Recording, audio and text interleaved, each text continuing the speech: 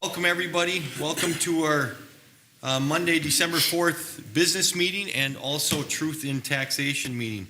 If you have an agenda in front of you, you'll see item number 1 deals with our strategies.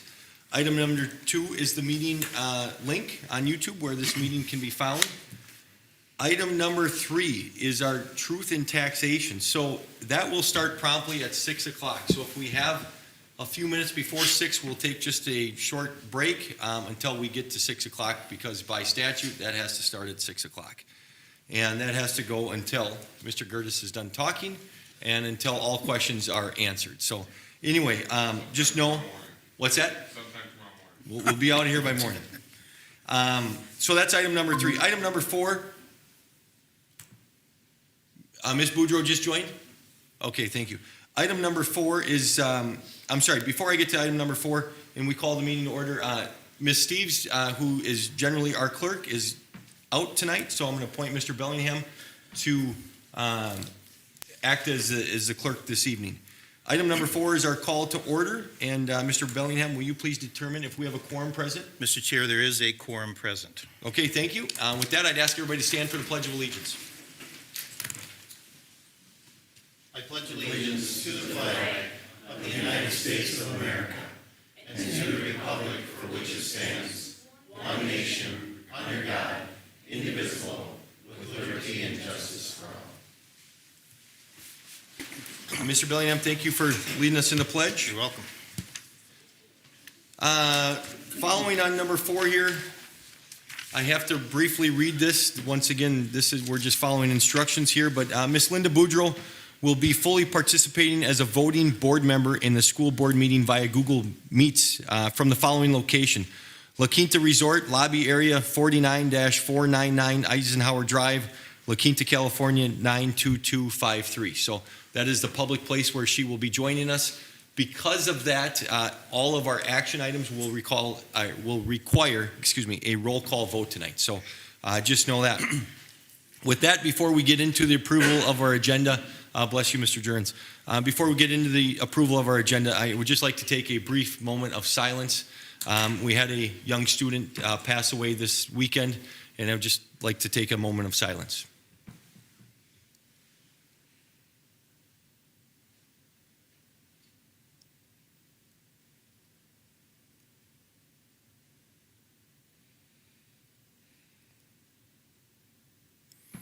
Okay, thank you. I think it goes without saying that our thoughts and prayers are with this young man's family.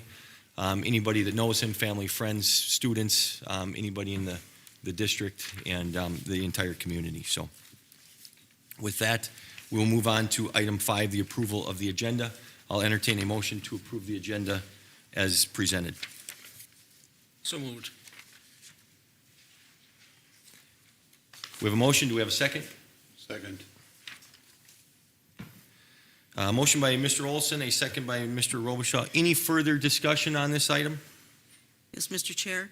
I'd like to pull the policy 506, please, and I'd like to make some comments on that. So, Okay, so Ms. Moore, when we get there, I'm going to highlight these. When we get there to item, 11, we'll pull those out. We'll vote on everything else, and then we'll pull those out and get to those after that.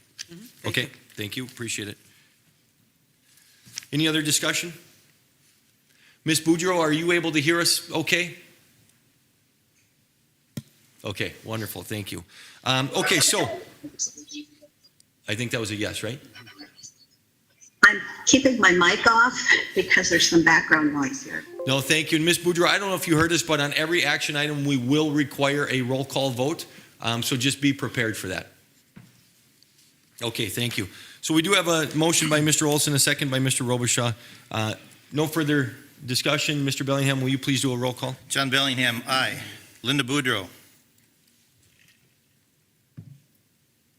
Okay. Sorry. Aye. Yeah, there you go. I think we need your voice, to be honest with you. So if you don't mind, make sure you unmute and just state it. Thank you.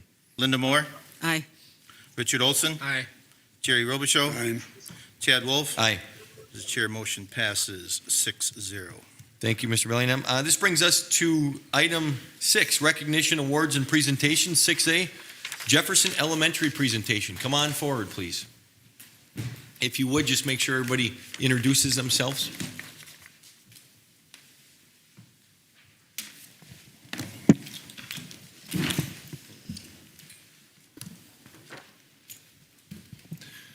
All right. Good evening, everybody. My name is Nick Jurens. I'm the principal at Jefferson. Hello, I'm Scott Morrissey. I'm the Dean of Students.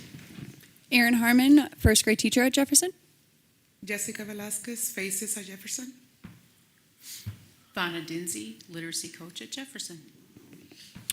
All right, so thank you for giving us a little bit of time to come and share some of the highlights of our PBIS programming at Jefferson. Jefferson has been a PBIS school for the last 9 years. They went through Minnesota PBIS cohort training during the 16-17 and 17-18 school years. This crew here, as well as some other team members, are currently going through Minnesota PBIS cohort 19 training to continue to build upon our already strong foundation that we have. And we wanted to come and share just a little bit more about our PBIS programming, as well as highlight some of our students, which is a new thing for us. We highlight our students every day, but highlighting students at a board meeting, which is something new for us that came out of some of our training that we've had. Yes? Excuse me, Mr. Chair. For the sake of the audience and non-educators, could we stay away from acronyms and spell them out as to what they mean? Sure. It'd be very helpful. Yes. Thank you. So PBIS, which we have a couple of videos that'll explain it as well here, but it stands for Positive Behavioral Interventions and Supports. Thanks. So with that, we will get to our presentation here. NASCO, if you wouldn't mind queuing up the first video for us.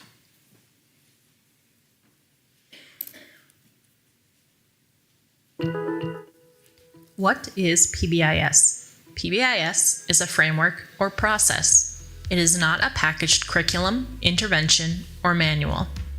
It is a multi-tiered system of support framework. A tiered system of support has 3 tiers, ranging in supports for all students to individual students.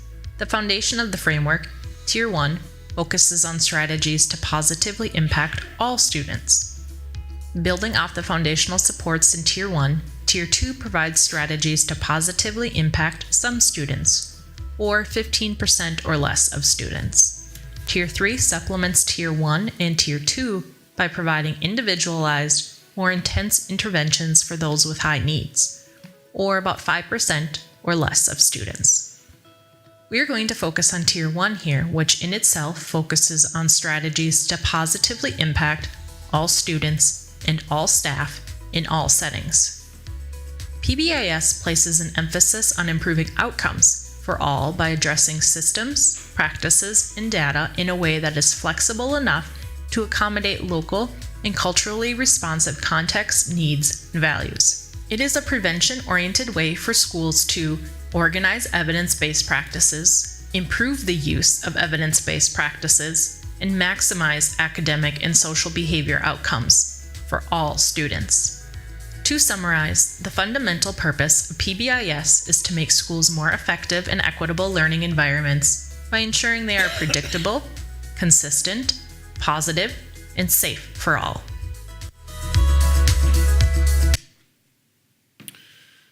So that's just a short video outlining what PBIS is. We also have a short video that outlines why you would want to implement positive behavioral interventions and supports in your school.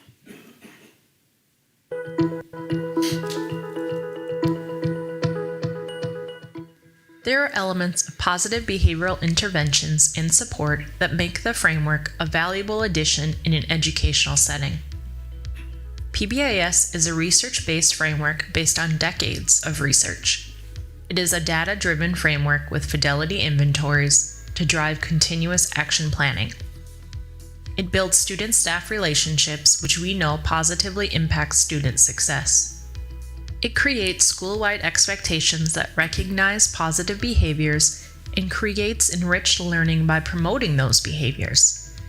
It uses a team approach. A PBIS team designs, implements, and manages its school's framework, but the entire school community is guided by consistent language and expectations for appropriate behavior. And finally, PBIS is unique. Each school develops their own unique, ongoing framework to best meet the needs of their students, staff, families, and community. Study after study confirms the positive impact these systems and practices have on improving student outcomes. PBIS is proven to work. Research shows that PBIS improves student academic performance, social emotional competence, perception of teacher efficacy, perception of school safety, and school organizational health and climate. Research shows that PBIS reduces office discipline referrals, suspensions, restraint and seclusion, bullying behaviors, and rates of student-reported drug and alcohol abuse. In Minnesota, schools have been taking a positive approach to student behavior by implementing PBIS for more than 2 decades.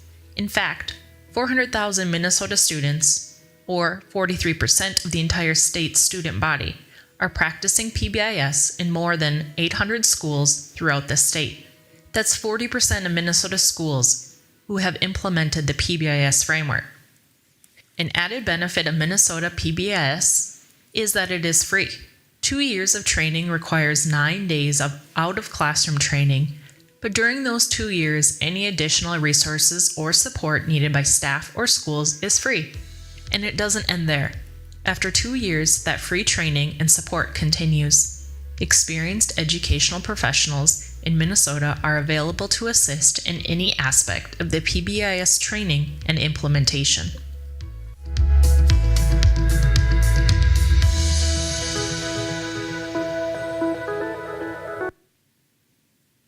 All right, thank you, NASCO. So, as you can see, we brought some of our Jefferson team here, and again, these are team members also on our team that's going through PBIS cohort training right now, and so wanted to get some different perspectives, and they're each going to share a little bit.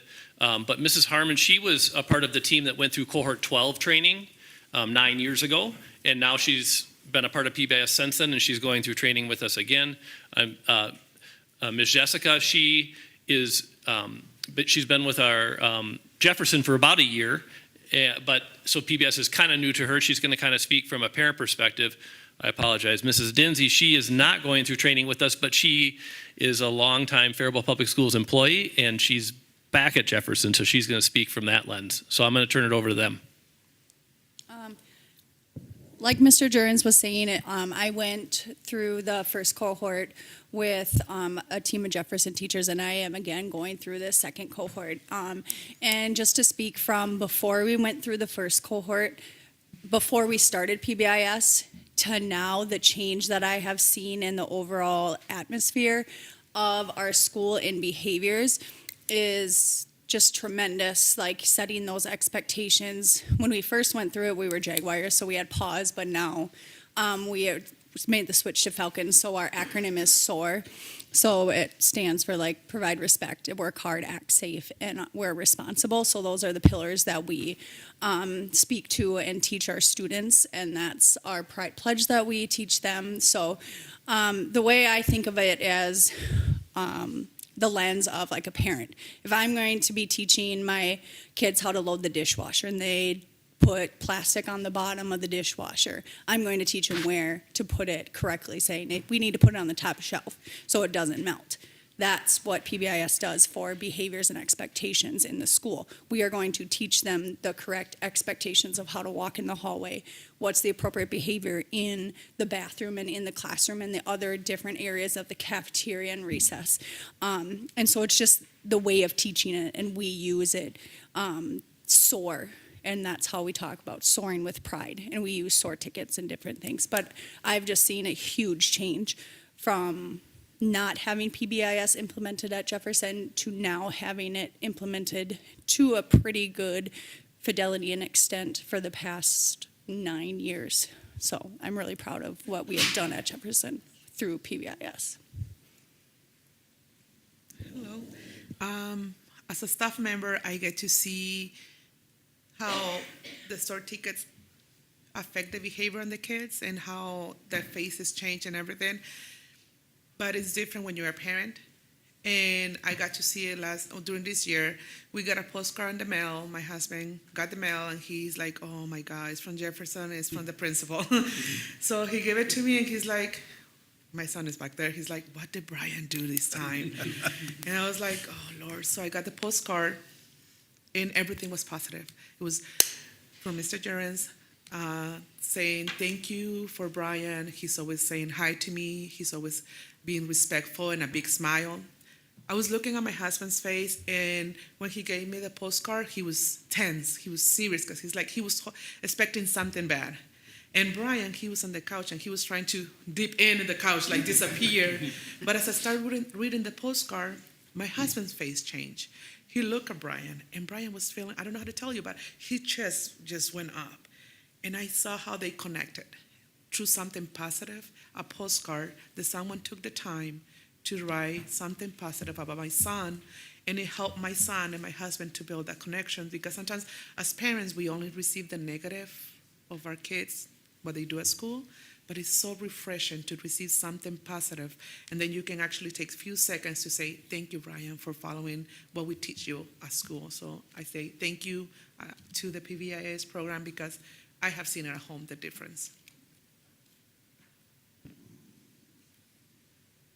And as a returning person to Jefferson, I was on the original cohort that went to training back in the day. And we didn't have complete staff buy-in back then.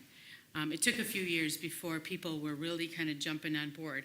And somewhere along the line, I left, and now I have returned. But what I've seen is that the team has grown in huge numbers.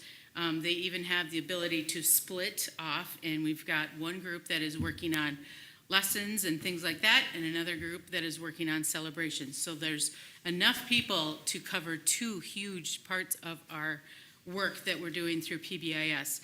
Some of the other things that I've noticed, these were things that we were building and creating when I left, were the lessons that Aaron referred to and the language that Aaron referred to about how we all were speaking the same common language. There are now lessons that we have put time into the calendar at the beginning of the year and check-ins throughout the year for everybody to be reminding their students of what those expectations are and how we teach them and using that common language. And it's kind of just like we're coaching these kids to use these expectations and these behaviors, just like a kid that would be in any athletic program. They go back to the same football camp year after year after year. They hear the same language year after year after year, and that's what makes the strength in those programs and those kids successful. It's the same thing with PBIS. We're using that same language from kindergarten to 5th grade, and I'm very excited to hear that there's some talk of other buildings within the district that are looking at going through this. I think it's well worth it.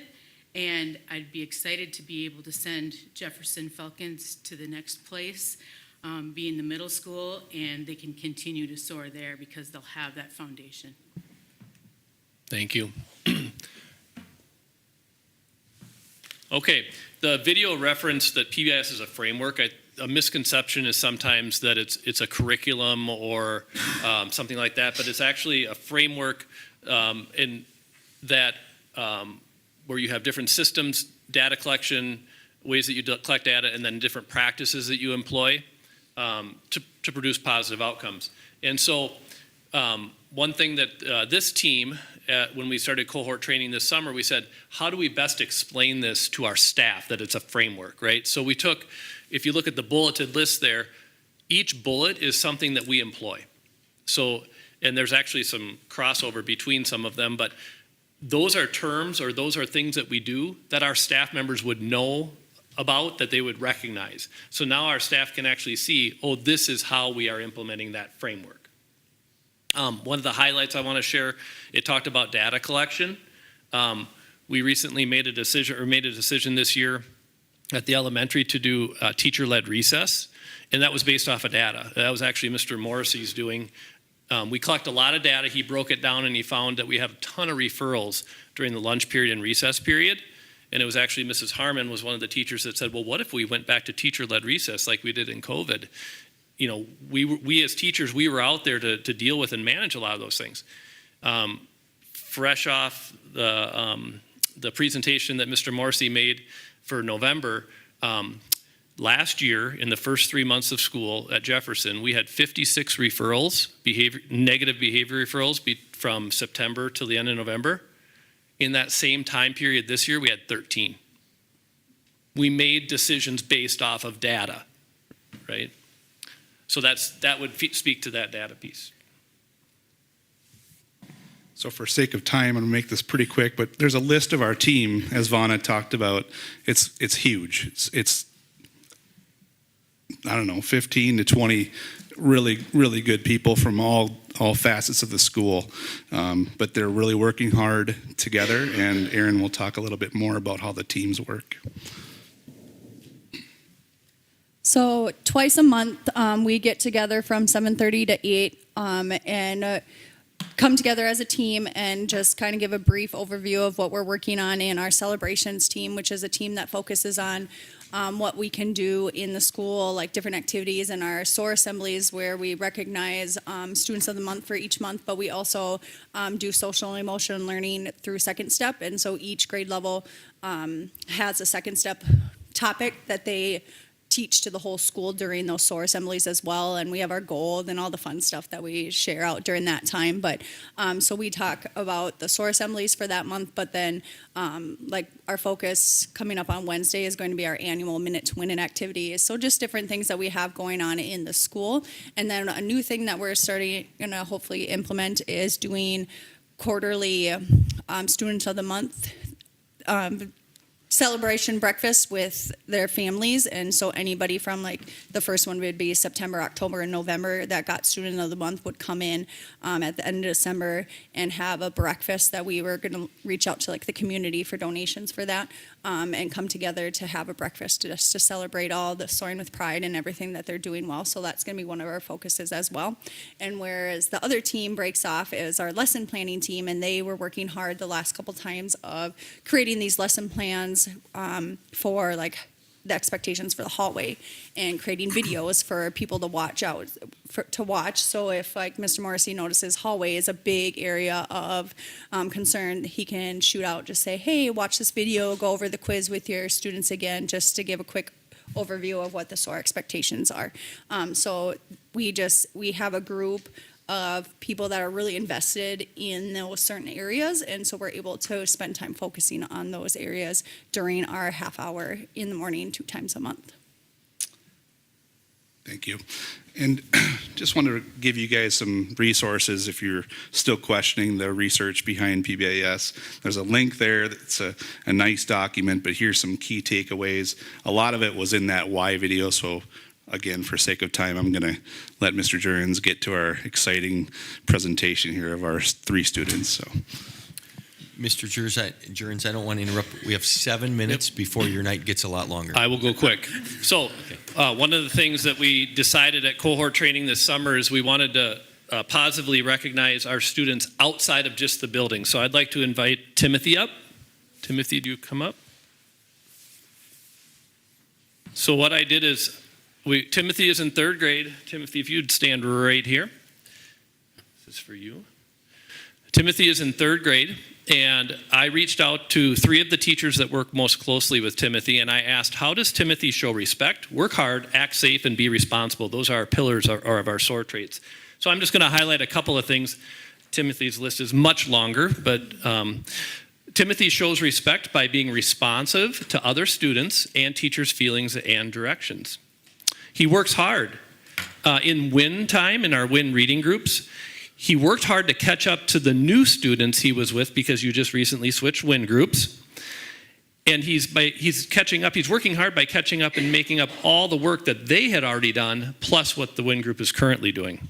He acts safe by following the playground expectations and keeping his body to himself. And he is responsible by asking for help when he needs it.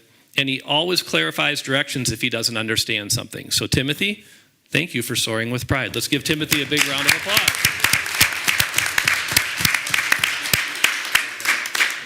Leland.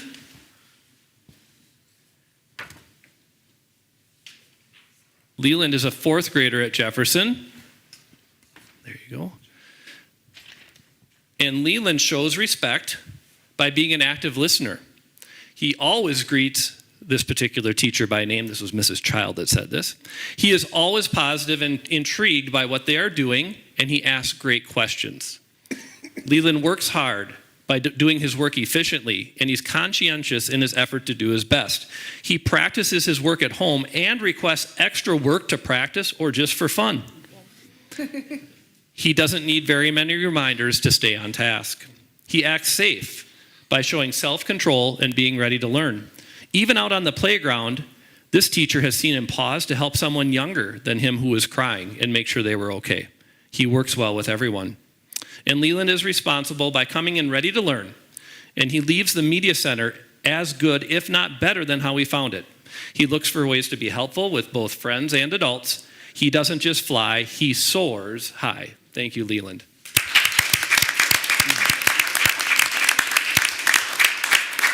And then Bella is here representing 5th grade. We're going to do it. Bella. So Bella, she shows respect by being a respectful listener in art. She shows leadership by being an example for others and is always friendly and kind to her classmates. Bella works hard, especially during her WIN group, where she challenges herself to work hard and learn all 4 roles of reciprocal teaching. She acts safe. Bella is on our school patrols, so she assists others with getting home safely and is always in control of herself and her own actions. Bella is responsible by staying organized. She is also an excellent classroom leader through her participation in class and her positive attitude towards school and others. Her schoolwork is always completed at a high level and is done with a great deal of care. So congratulations, Bella.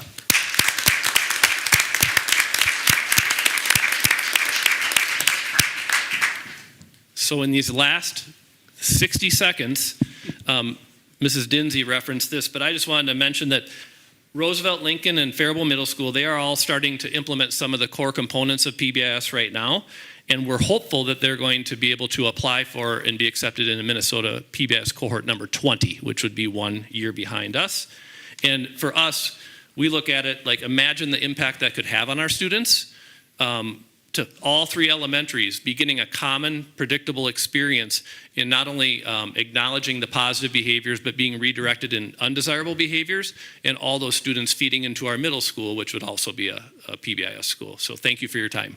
Thank you. Before you leave, my clock shows we've got 2 minutes. So board members, any questions or comments, thoughts for the Jefferson PBIS team that's here? Mr. Chair? Yeah, I really like the idea of the postcard, and it's such a personal thing, and just to see, like you said, on the faces, not only of the parents, but of the students. And also, Mr. Morrissey, I'm glad that you said that you're going to keep track of the stats and keep us informed of the stats. And that was really good, 56-13. That's impressive. So, Thank you, Ms. Moore. Anyone, Ms. Boudreau, do you have any comments or questions? No, but I appreciate the presentation. Thank you. Thank you. Other board members here in this room, any thoughts or questions? I will just say congratulations. And, we've all heard the saying, fake it till you make it kind of thing. And I don't think any one of you 5 are here faking it.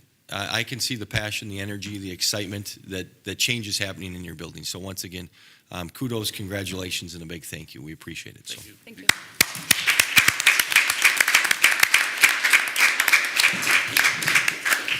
Mr. Student Representative, how fast are you going to talk? Really fast because I don't have anything right now. Okay. So we'll take. We've got 1 minute. Mr. Gerdes, why don't you? Mr. Silver, you're totally good. No report. Okay, thank you. Mr. Gerdes, why don't you come on forward if you would, please? And we'll wait until my clock hits 6 o'clock. My computer hits 6 o'clock, and then we will, if you will, suspend this regular meeting. We'll move into our Truth and Taxation meeting. Ms. Kenny, do we have did anybody sign up for Truth and Taxation community comment? No, okay.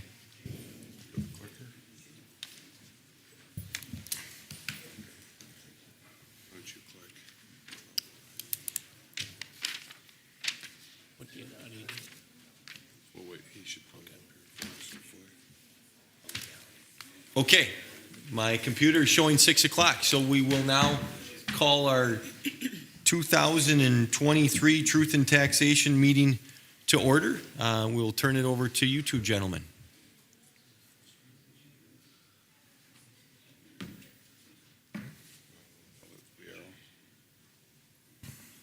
Good evening. Before we get started, I'm going to introduce you to Brett Martindale. I believe this is the first time I've been able to drag him to a board meeting, and so he's been in this position now for about 6 months, almost 6 months. He has survived a budget, survived an audit, survived a budget revision, and now torture him with a Truth and Taxation meeting. So we're going to get started tonight. We will try and move through this as quickly as possible, but I do want to make sure that we leave time for questions. On the agenda tonight, a couple of things that we have to talk about. These are all outlined in state statute. We are going to talk about the 2023-2024 fiscal year 24 revised budget. Typically, that would be the adopted budget, but since we already have a revised budget behind us, we're going to talk a little bit about that again. For one last time, I promise, we're going to talk about the year-end results for 22-23. We're going to take a little bit of a look at fiscal years 24 and 25. We've talked about a lot of that already as well. We're going to discuss the 2023 paid 2024 property tax levy. That will be a bulk of what we're going to talk about tonight. And then at the end, when we're all done, we do need to leave time and call for public comment if there are any here in the room. Throughout this presentation, I am going to try and pause about every 5, 6, 7 slides, give everybody a chance to answer questions. We'll move through this pretty quickly, but I want to make sure that if there's any questions out there, please stop me, throw something at me or whatever it is to get your question answered. All right, so starting with the 24 budget, fiscal year 24, you can kind of see, again, a simple slide about how our revenue breaks down. What we're talking about tonight is the blue piece of pie, which makes up about 14% of our total revenue in the general fund. 10% for federal, 2% for other, and again, as we see there, a bulk of it is with state aids. This is a slide that I use every year. A lot of schools use this. This has been updated to reflect the current inflationary trend through fiscal year 2025. So as a reminder to the board, while we are in calendar year 2023, we are doing this levy for pay 2024, which means property tax payers will pay these taxes in calendar year, not fiscal year, calendar year 2024. So whether it's April or May, if you're a farmer, or October or November, okay? And then for us, it reflects revenue to the school district in fiscal year 25, starting July 1st of 2024. So on this graph, what you'll see here is a representation from 2003 to 2025. So in 2023, it was widely acknowledged that the ADM formula and the inflationary rate lined up with each other, which is why the blue line and the green line are touching. And over the last 22 years, approximately, we now have a gap. That gap has grown. Last year, it was $1,243 per adjusted pupil unit. This year, we are looking at $1,358 per adjusted pupil unit between the inflationary rate indexed and the state aid formula that has just been recently updated. You take those $1,358 times approximately 3,365 adjusted ADM, and you're looking at significant dollars to the tune of excess of $4.6 million year over year over year. This chart, again, represents a graph of those same numbers for about the last 10 years. I'm going to highlight the last 4 years on that column. When you can see in 2022, we had inflationary rates in excess of 7%, and we were given 2.45. So in essence, we were about 4.5% in the hole. In 2023, not much better. In 2024, the year known as record revenue to school districts, we were given 4%, of which 3% was eaten up by inflation. So again, we picked up 1 percentage point. And again, looking at 2025, based on estimates, we're going to get 2% on the state aid formula with a little over 3.5% inflationary pressure coming against us. This next slide is a slide I talk about at all the board meetings. This is a 3-year representation of our expenses by area. So at the bottom, we have our biggest area, salary and wages, moved up from employee benefits, purchase of services, supplies, and so on up the line. The green line represents fiscal year 24. The orangish reddish line represents fiscal year 23. Blue line represents fiscal year 22. And you can see across all 3 of those years and all 5 of those categories, we're a pretty consistent school district based on total expenditures across the board. Next slide represents, again, this is a picture of total expenditures. Looking at this chart, again, 84% in the general fund, our main operational fund, with anywhere between 0 and 5% in the other 6 funds across the board. So again, what we're talking about mostly tonight will be the general fund with a couple other funds thrown in here. One last slide here, talking about our fund balance policy and just a little bit of historical numbers. We look at fund balance policy 714. So in fiscal year 23, last year, we budgeted to end the year with 10.37%. We finished audited numbers, fiscal year 23 at 11.18. And again, our revised budget that was presented last month to the school board pegs us at 12.29%. So I'm going to take a pause right here and ask if there are any questions. And I don't know if we need to ask Mrs. Boudreau, who's over my right-hand shoulder, I guess. Anybody's got any questions so far? Otherwise, I'll keep going. Let's start with Ms. Boudreau. Do you have any questions so far? Yeah. That was a no? It was a no. Okay, board members in the room here, any questions so far? Okay, we're going to keep going. Thank you, Brett. So, next 2 slides. Again, we talked about these last month. Again, this is a representation of our adopted budget that was adopted by the board on June 20th, 2023. You can see there that we pegged our adopted budget percentage at 12.87%, or a fund balance in our fund balance 422 at $7.887 million. And then it breaks down all of our categorical restricted aid down the line. And then, Brett, if you flip the page, we get into, again, the other accounts that we're not going to talk about here this afternoon, this evening. Okay, again, a reminder to the board, the revised budget the board passed last month in October. Maybe it was actually in November. Again, we look at our fund balance in the upper right-hand corner at 12.29%, or just over $7.7 million. Again, that's in our fund balance account 422. Again, this sheet in the green shows all the new categorical aid that we are currently working through. Brett and I and the team are working through to try and get rebudgeted and put into place for this calendar year. Flip the page.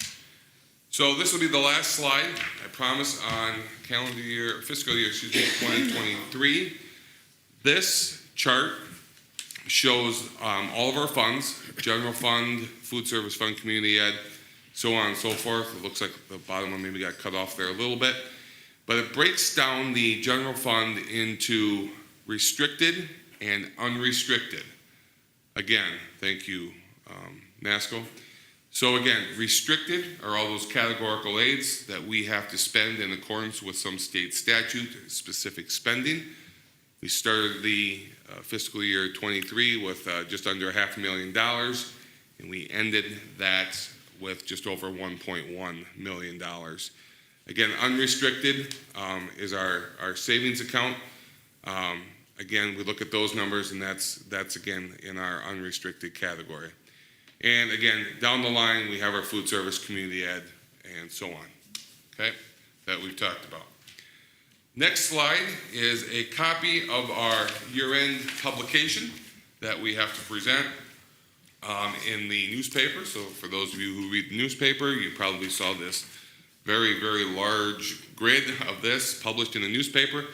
This takes those same numbers from 2023, carries them forward with budgeted revenue and expenses, and projects out in the final column on the right estimated fund balances for 2024. Again, it lumps all the restricted funds together and the unrestricted funds together.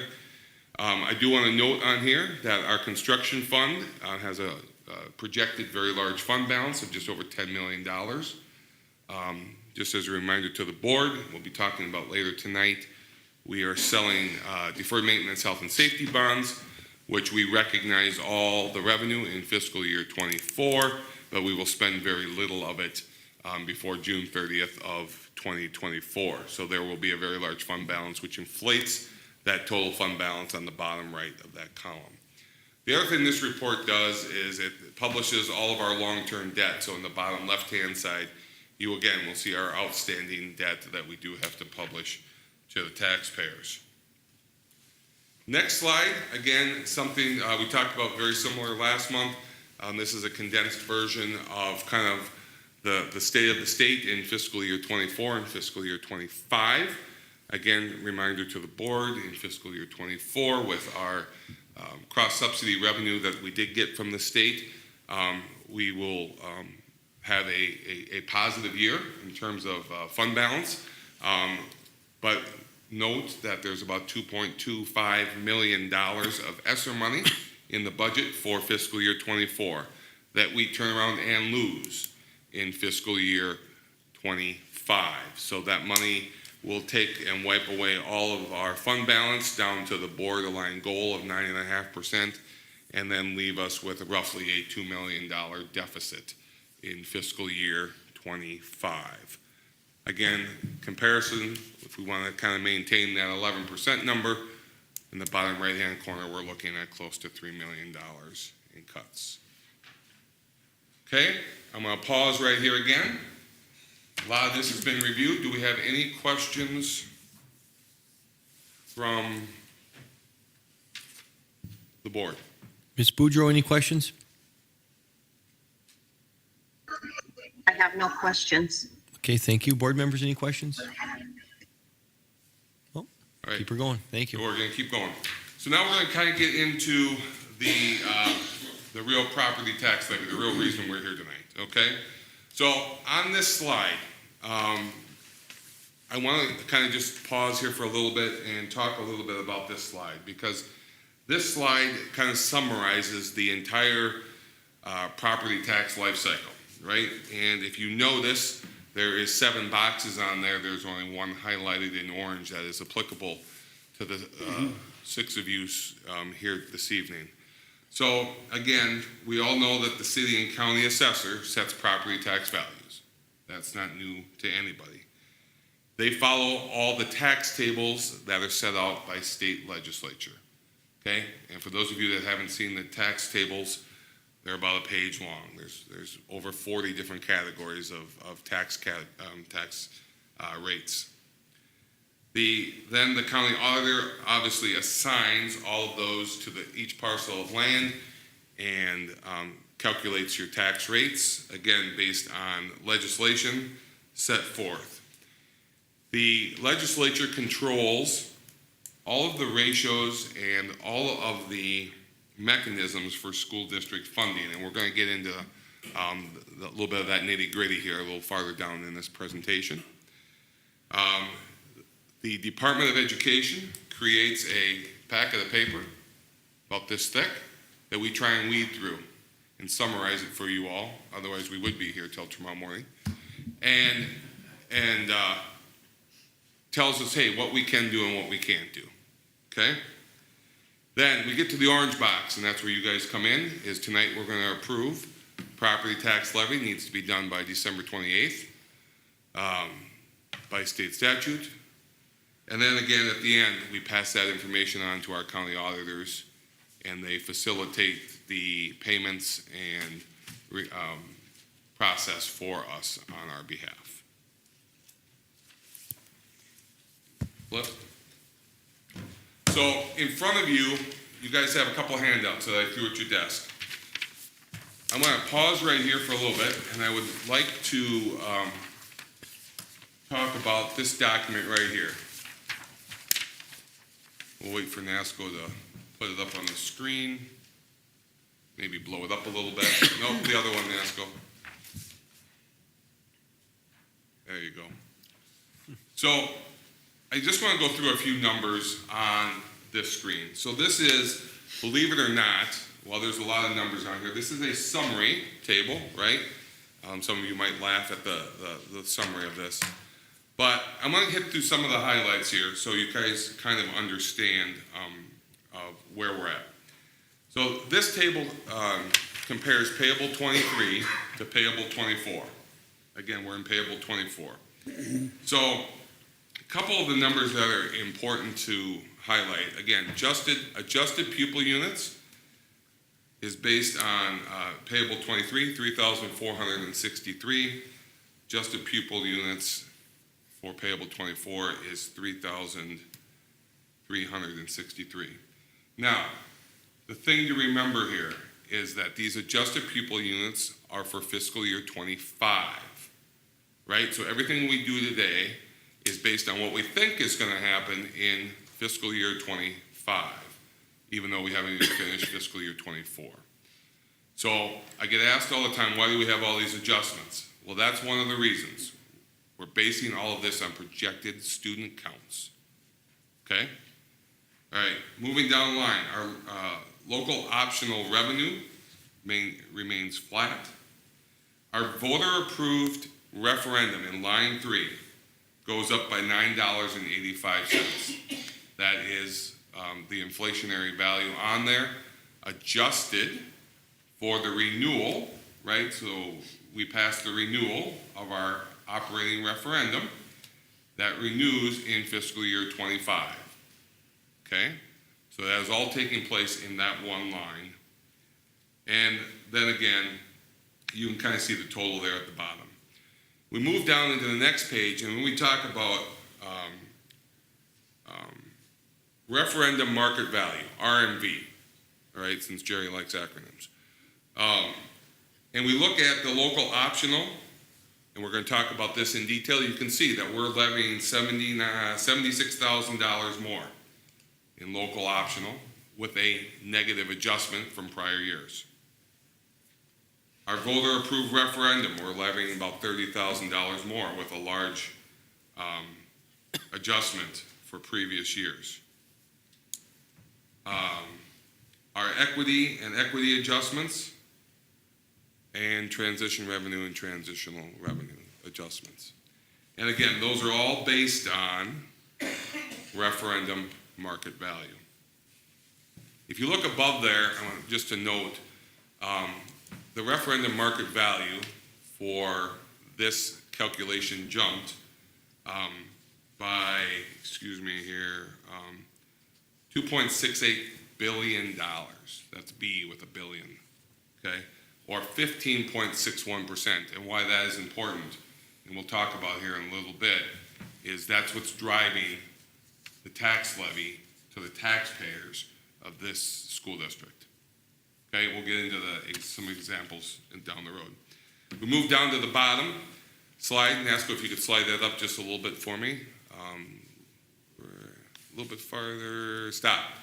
Okay, again, net tax capacity. Again, for those of you, net tax capacity is what is included with all of our ag land, all of our farming, residential, and all the different things encompassed in net tax capacity, went up by $41.1 million, again, or 16%.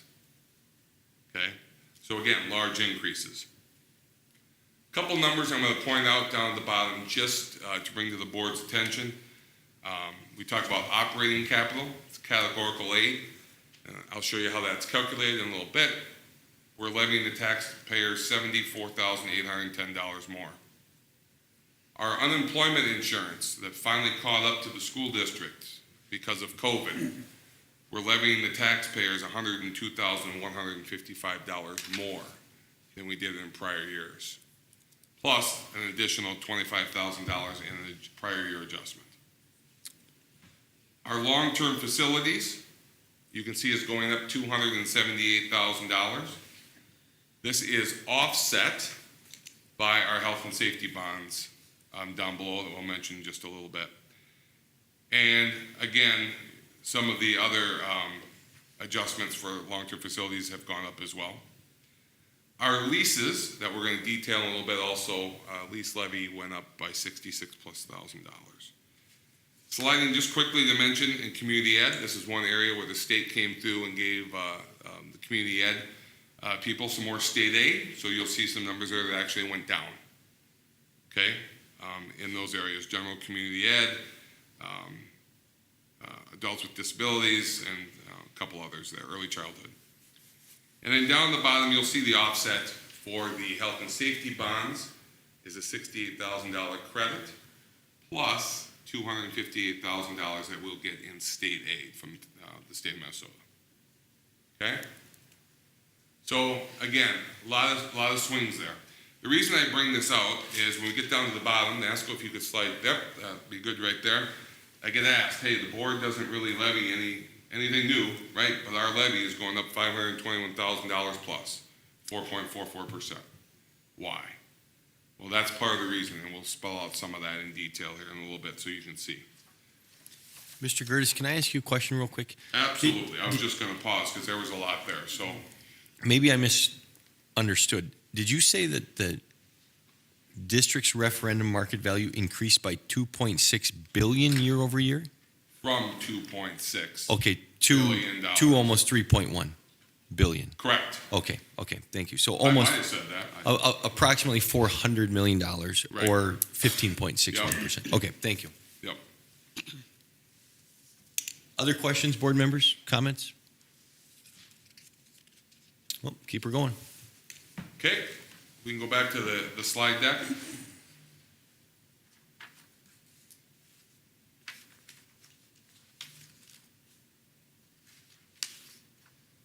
On this page. Oh, okay.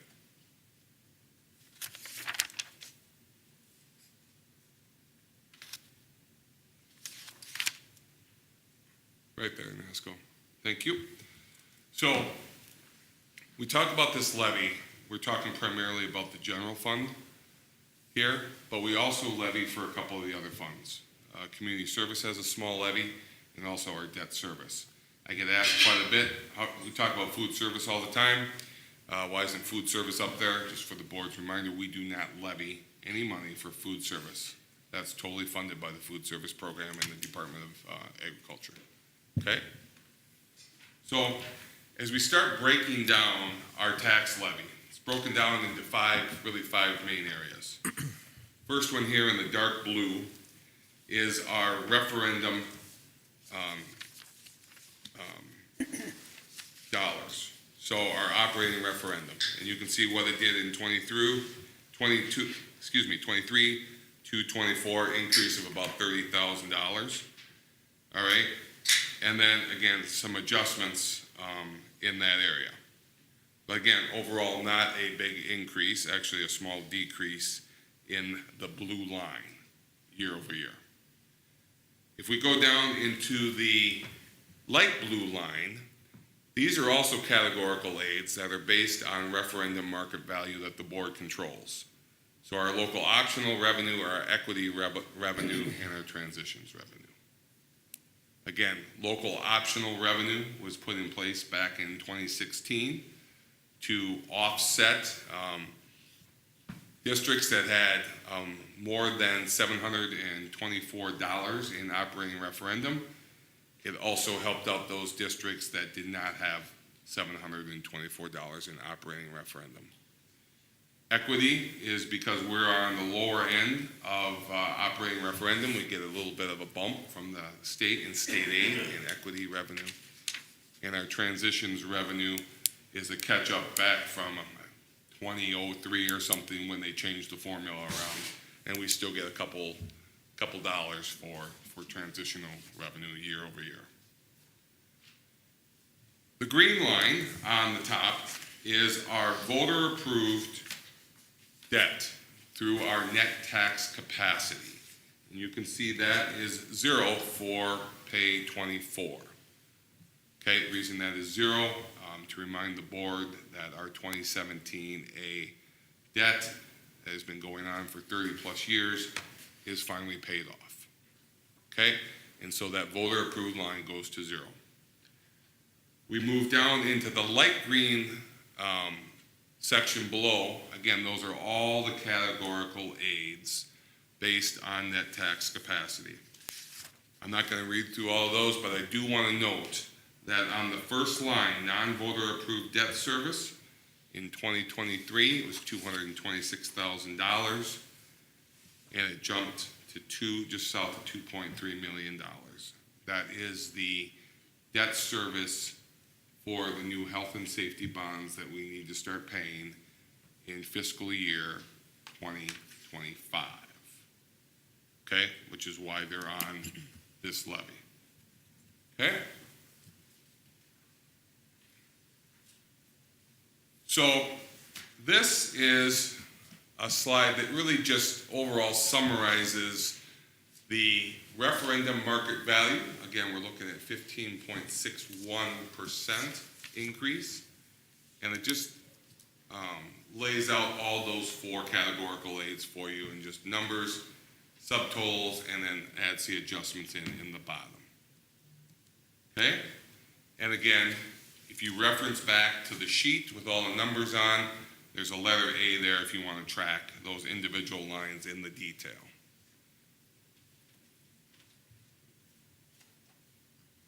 We look at the next slide. This again talks about general fund, summarized up based on all the categorical aids that are calculated off of net tax capacity. Okay? And again, a small adjustment there at the bottom as well. Again, those are listed with an item B on the detail sheet that you have in front of you. Thank you, Brett. So I wasn't able to get the updated data for pay 24, but this slide I put in there to show kind of what the state is looking at. So this is state data. You can see the blue line is statewide referendum market data and how that number is going to the north pretty steeply, actually, over time, and then flattening out a little bit. The green line is the number of kids statewide in the district. So you can see the big drop there because of COVID, and then how that number kind of bounces around a little bit as well. So again, when the state sets some of these ratios, this is what they're looking at. This slide right here kind of tells the story of the last 10 years, 11 years of the picture of the aid to levy ratio as it relates to our property tax levy here in Faribault. The green bars, starting over in 2015, is the levy, what we've levied the taxpayers. You can see that has been about 60%. And 40% came from the state of Minnesota. Okay? And then you can see the blue line there, the blue bar, as we come farther towards this year, gets smaller and smaller and smaller and smaller, till we get into our current tax levy that we're talking about today, where instead of 40% in state aid, we get 4% in state aid and 96% from the taxpayers.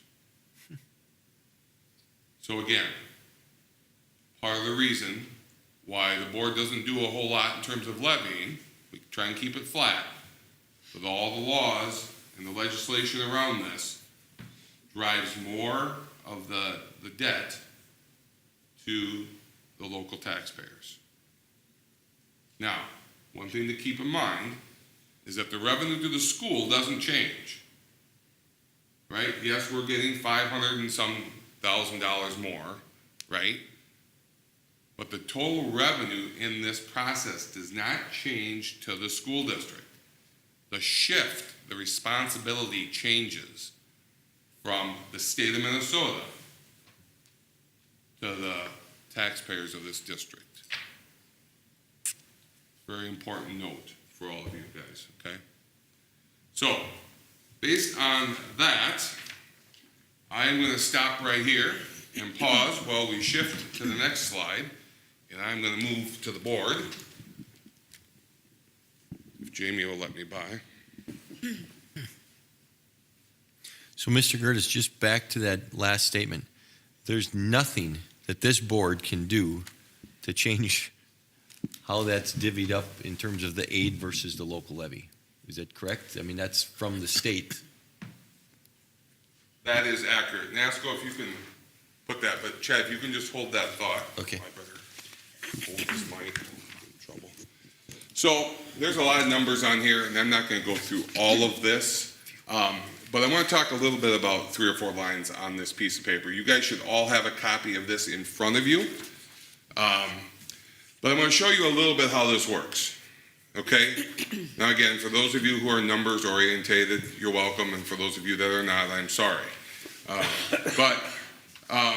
So we're going to talk about operating capital. You heard me talk on that detailed sheet that we talked about earlier that we are levying about $70-some thousand more in operating capital. So I'm going to explain why, okay? The formula for this is right here. I know you don't like acronyms, so I'll spell this out for you, Jerry, right? Adjusted net tax capacity. So you heard me talk about net tax capacity. This is adjusted net tax capacity. And what the adjusted means is that they try and adjust tax capacity based on assessed value to sales value of property in this district. Okay? So it's a simple assessed value divided by sales value. If that percentage is below 1, right, the adjusted net tax capacity goes up. If it's greater than 1, that number goes down. It's kind of simple math. And then again, this is adjusted pupil units. Note, based on 2025, right? We still haven't got a handle on 2024 yet, okay? The state ratio, legislation, okay? Chad, to your point, nothing we can do about it. The Faribault ratio, okay?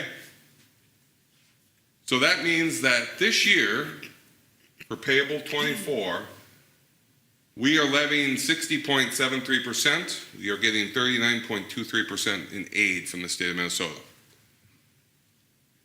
If you look at last year, again, statute, same number, didn't change. This number is a lot lower. Last year we levied 50.97% to the taxpayers, and we got 49 and change in state aid. The difference between what we're levying here and here equals just south of $75,000. To your point, Chad, nothing we can do about it. Nothing this board can do about that line item. Absolutely nothing. We're going to talk about local optional here. We're going to talk about both Tier 1 and Tier 2. When this was implemented, they put 2 tiers in, and I'll show you the difference here. Again, state ratio, variable ratio, 73%. We get 27 from the state. Last year, same ratio. We only had 65%. Again, another $77,000 that goes to the taxpayers. Nothing you can do about it. Tier 2. So last year, I think, Mr. Olson, you asked me, why doesn't the state change these ratios? Right? They did, on this one only. Tier 2 of the local optional revenue. This year, $587,000. We are over that, 100% to the taxpayers. Last year, it was $510,000. We were still over it, still 100% to the taxpayers, doesn't matter. Matters to some district, doesn't matter to Faribault. Okay? I'm not going to go through the rest of these and bore you to death, but I do want to talk a little bit here about the lease levy. There was some clarification on the lease levy where if a district works with a special ed co-op, which obviously we do, we are able to levy $65 more per adjusted pupil unit. So that is the difference between $277 this year, $212 last year. So that was a clarification that that they granted the districts with a special ed co-op. Again, that garnered us another $67,000 there. The summary of all these together, again, some of these are based on flat tax rates, is $311,000 out of the $521,000 that we talked about as a total increase. So again, I'm going to pause. I said a lot in a few minutes, and I'm going to ask if there's any questions before I go sit down. Do you want to ask Linda if she's... Ms. Boudreau, any questions? No questions. Board members here in the room, any questions?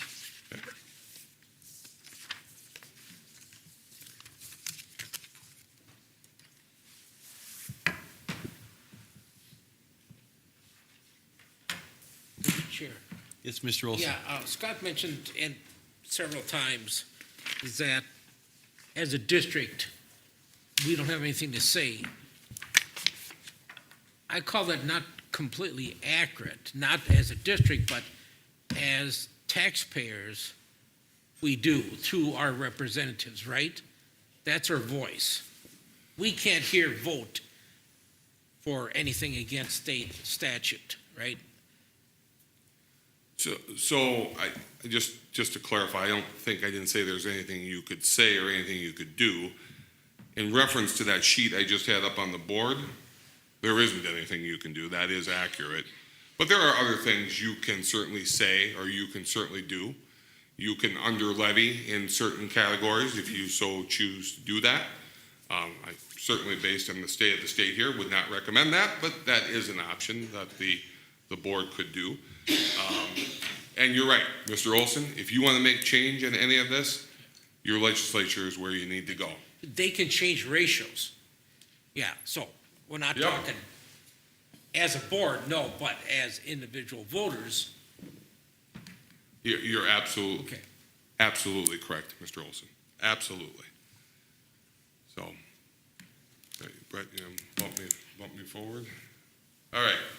So we're about a tenth of the way through. So, all right, I'm lying.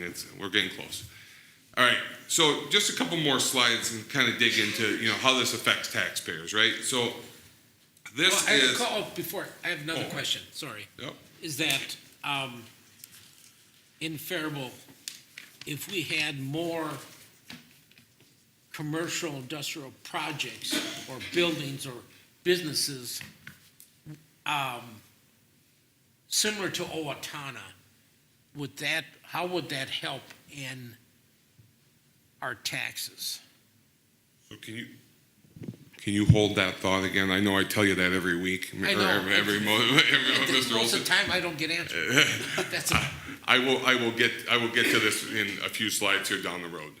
Okay, mark it down. I got it. Mark it down. So, all right. So this talks about just property taxes in general for our school district. So I'm going to start, instead of left to right, we're going to start right to left. So we look at the net tax capacity chart on the right side, and you can see there what is all included in there. So blue is residential, red is agricultural HGA. Jerry, for you, that's house, garage, and 1 acre. The yellow is ag land, right? So net tax capacity includes all of our farmers in this district. And then again, the green is the commercial and industrial. All right, and you can see the split, right?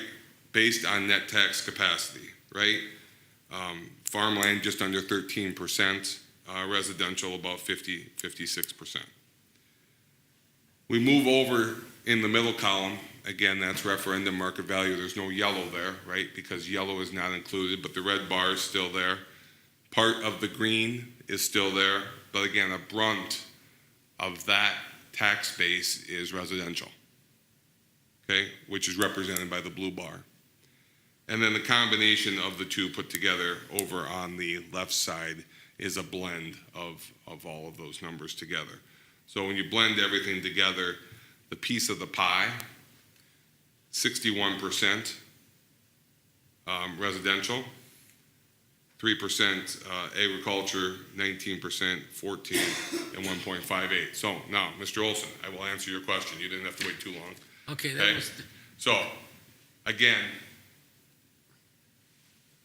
if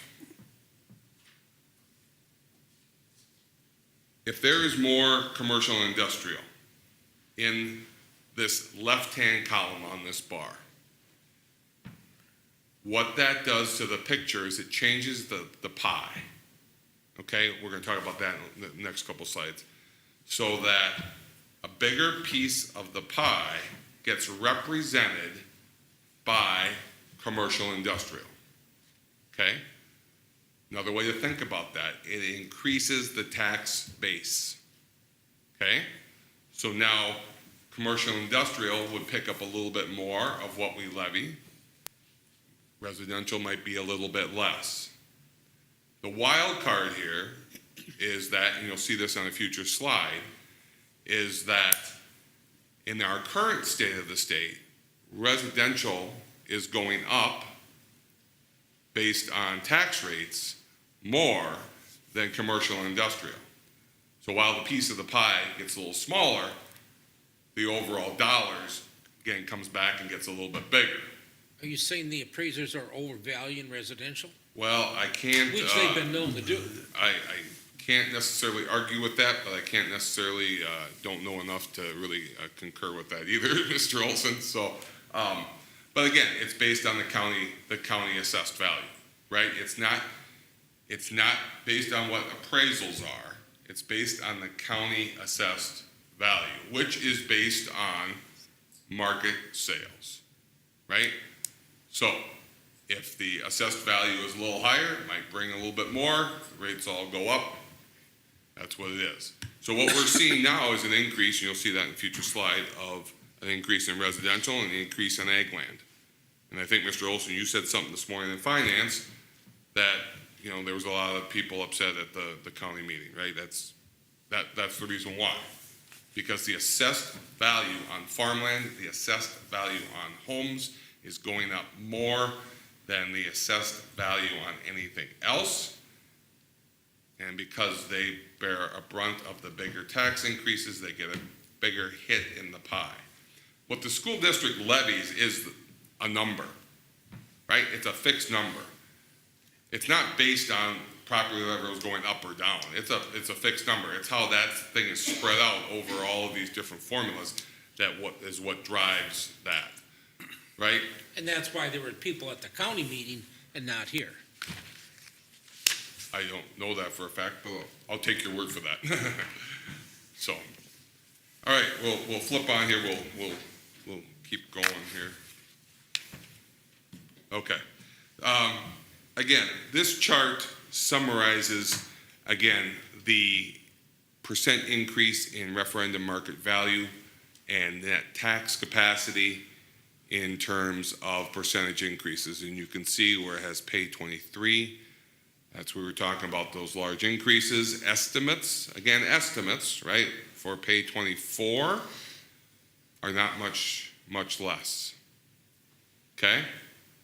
Again, those are the estimates that are used. They will be adjusted and they will get trued up and cause an adjustment somewhere in the process.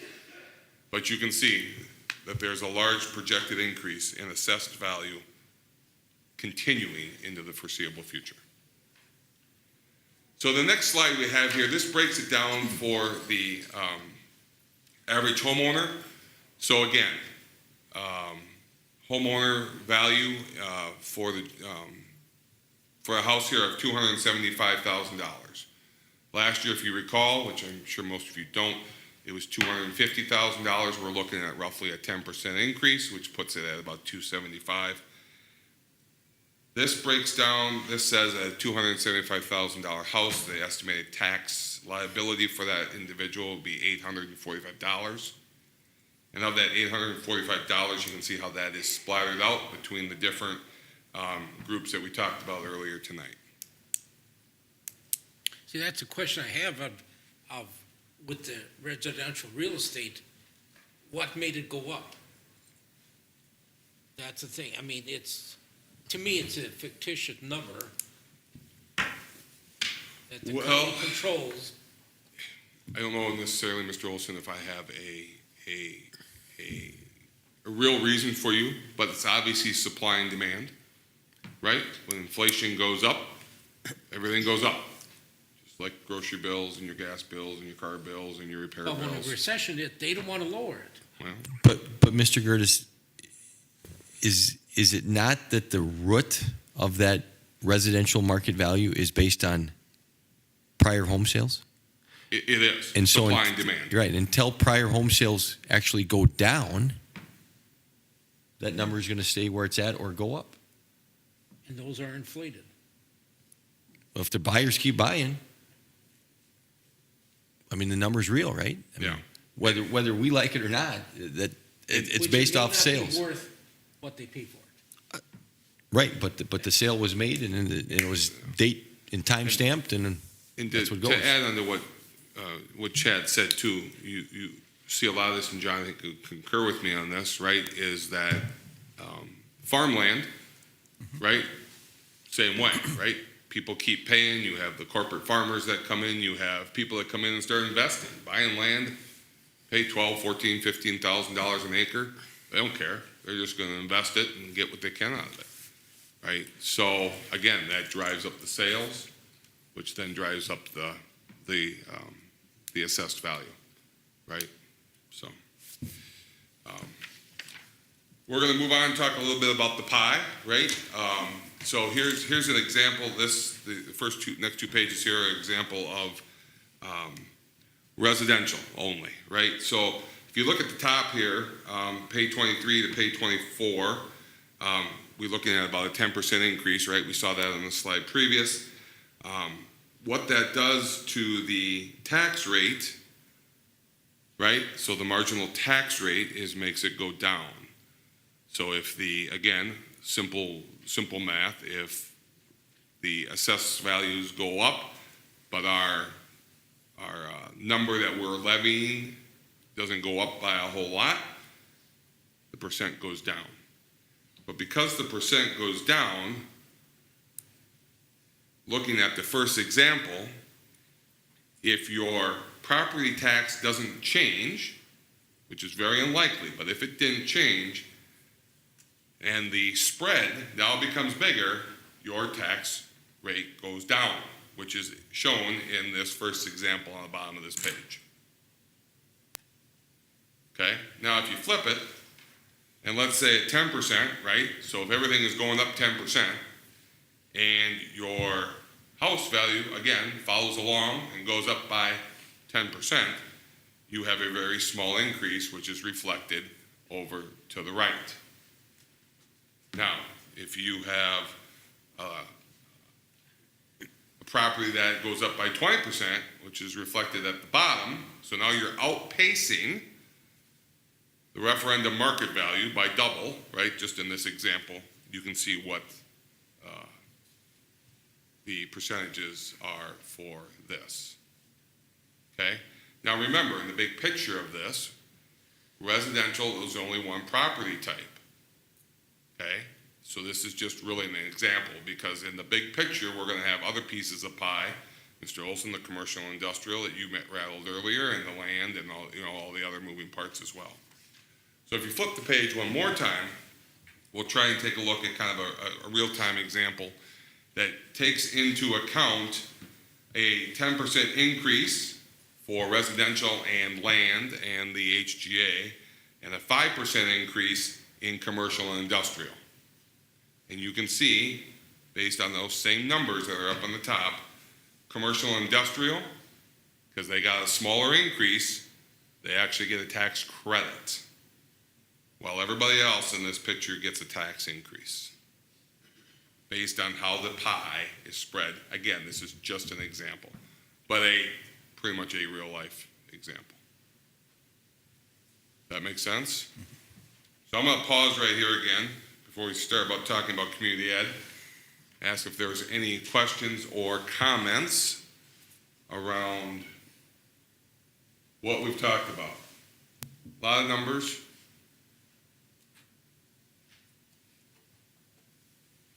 Sure, our student rep over there is really excited about listening to all this. Maybe you can take over the discussion at this point. What do you think? See if he's paying attention, right? Yeah. All right, let's move on. So, again, we've talked about the general fund. We're going to move on quickly here, talk about community ed. Again, if you go back to the detailed sheet we talked about earlier, the community ed lines are marked with a C on them for our third area that we're talking about. So, again, as I mentioned earlier, state of Minnesota, the legislature came through and said, hey, you know what, we're going to give a little bit more state aid to the community ed categorical aids, and so our general community ed actually went down. Our early childhood went down, our home visiting went down, adults with disabilities actually went down, school-age childcare actually went up, again, based on the people that we serve there. But again, you can kind of see the subtotal there with a $39,000 adjustment, which again was mostly in that school-age childcare arena. Next page, thank you, Brett. So again, third area, the third fund that we talked about here has just a couple levy dollars in it. As mentioned earlier, the general debt service went to zero. Again, we have no more voter-approved debt on the books.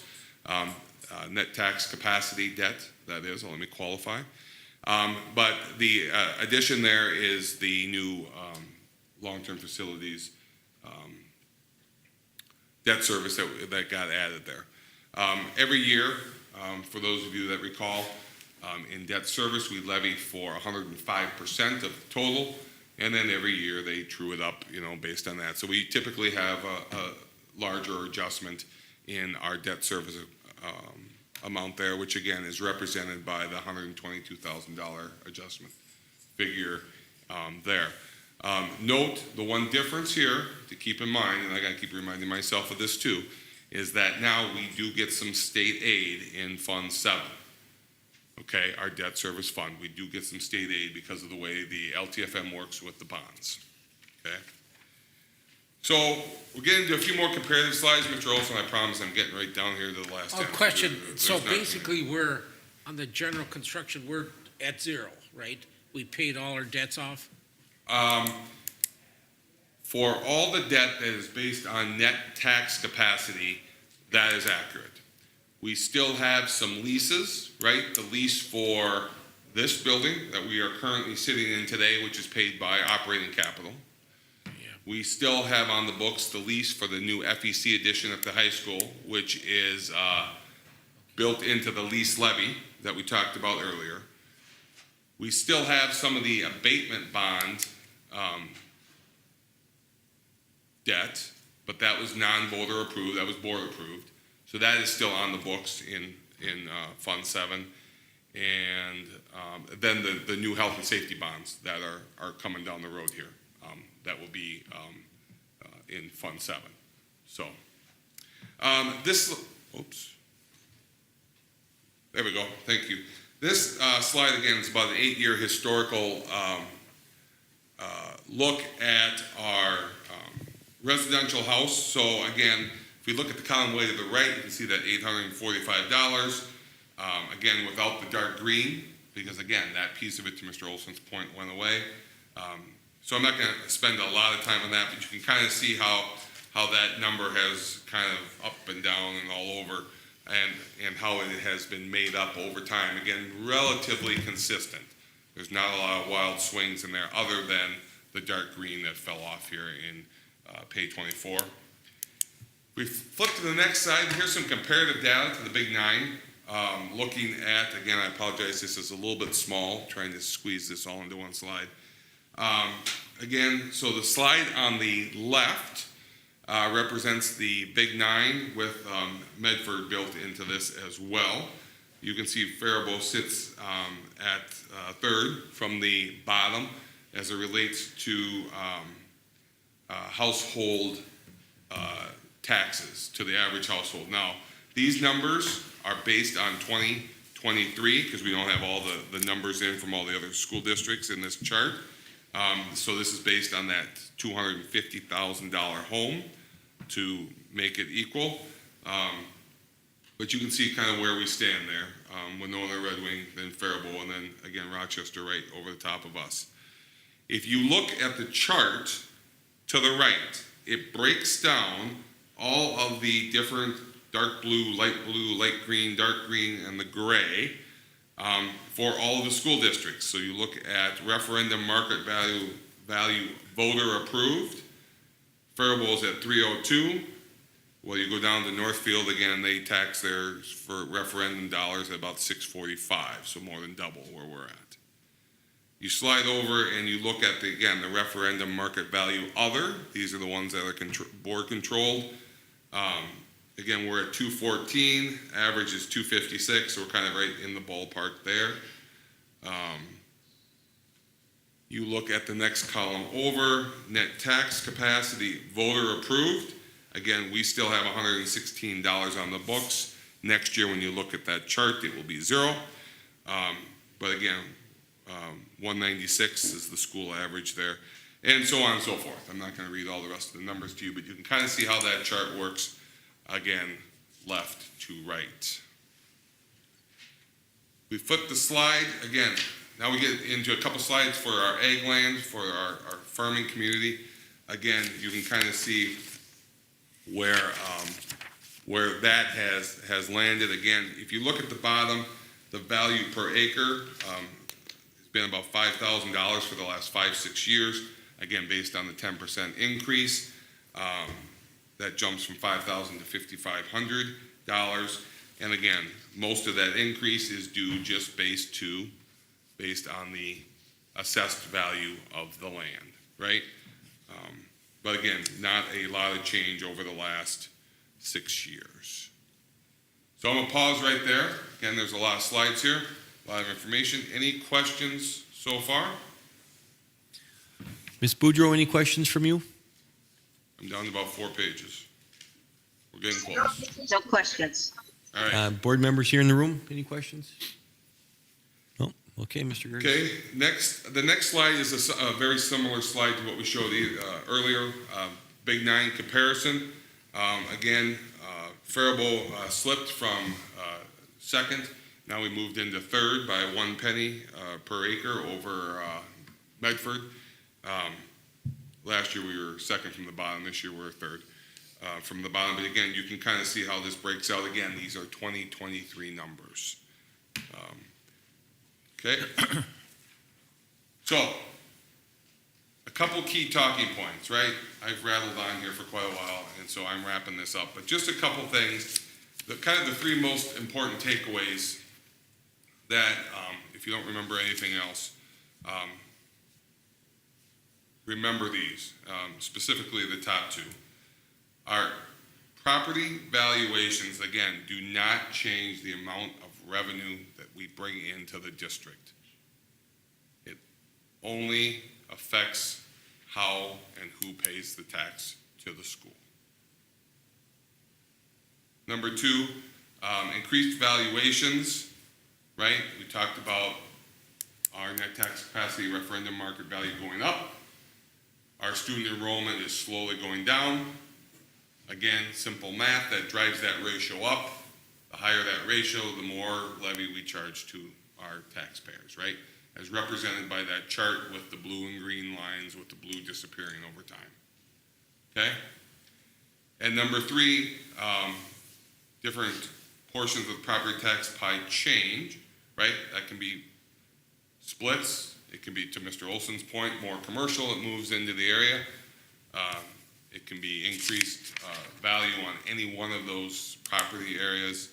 again, just shifts the tax burden.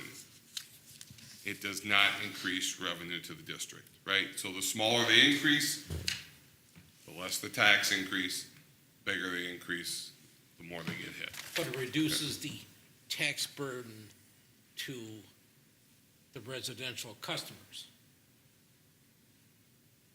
If there was more commercial and industrial, to your point, Yes.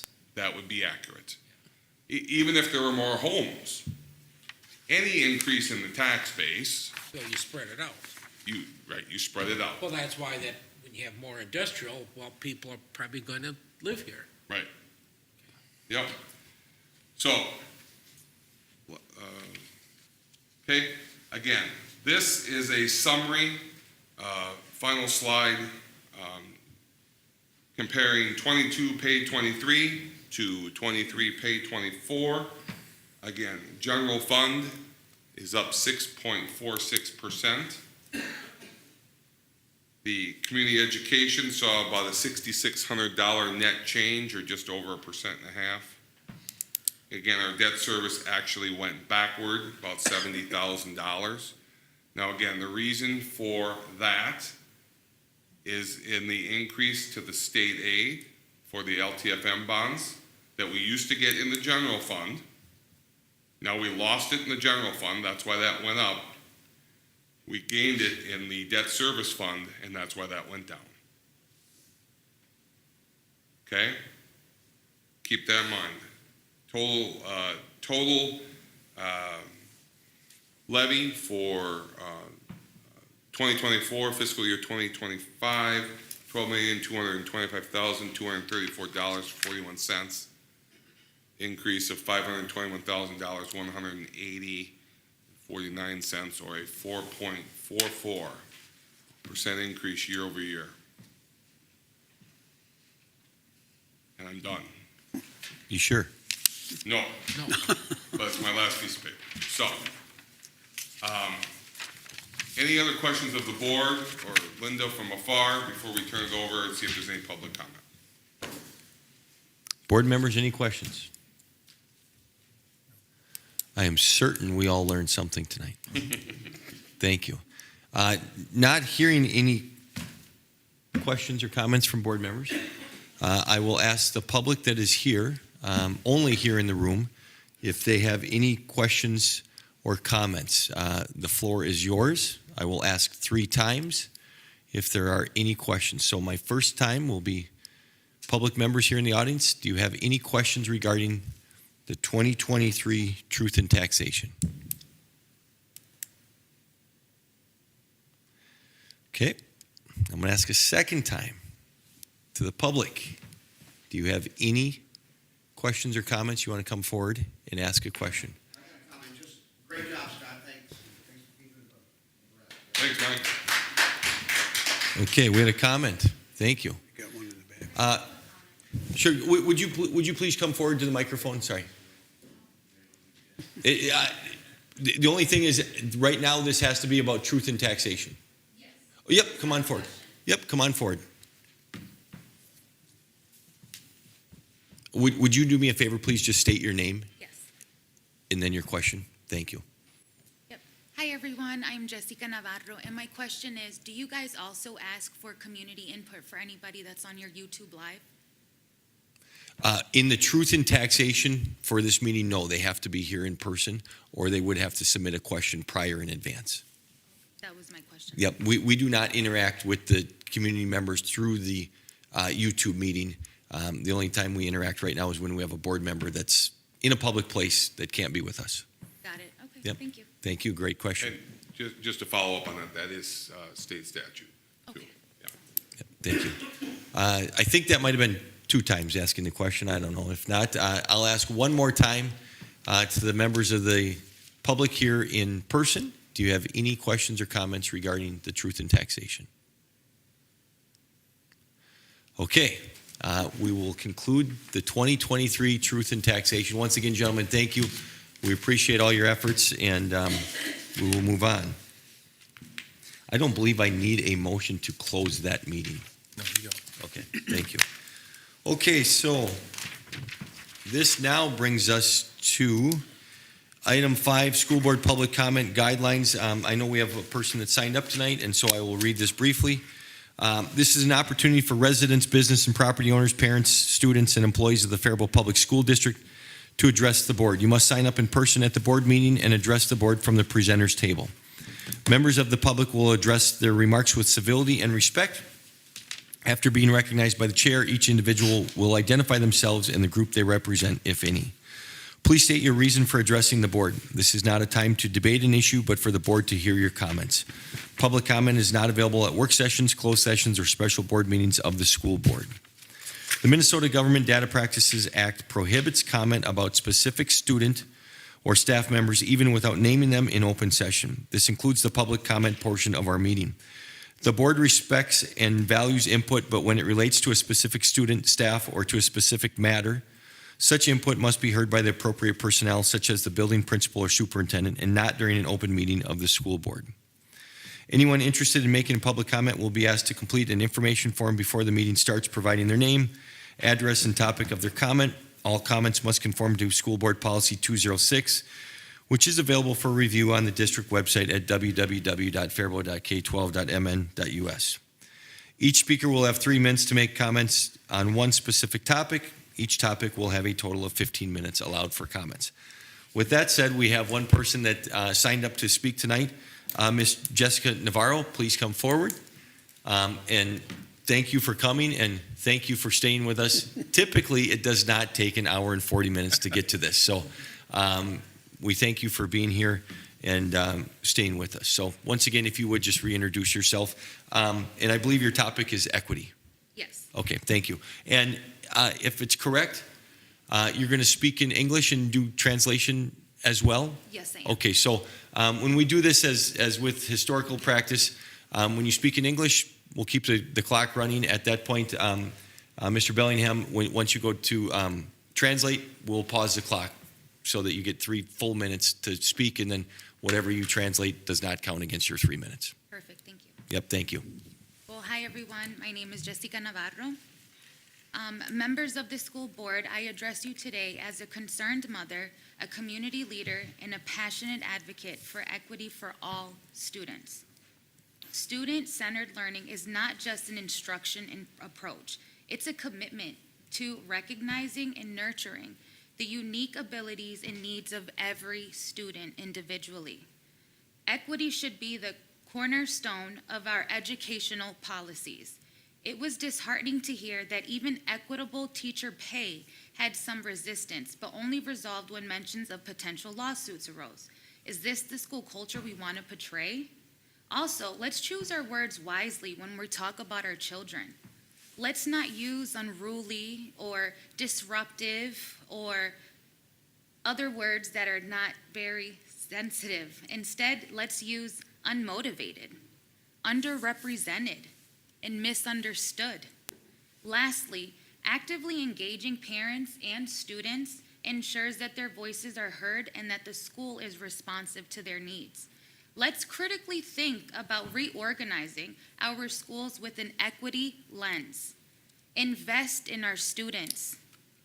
In embracing these principles, we not only enhance the educational experience, but also prepare our students to be thoughtful, engaged, active citizens.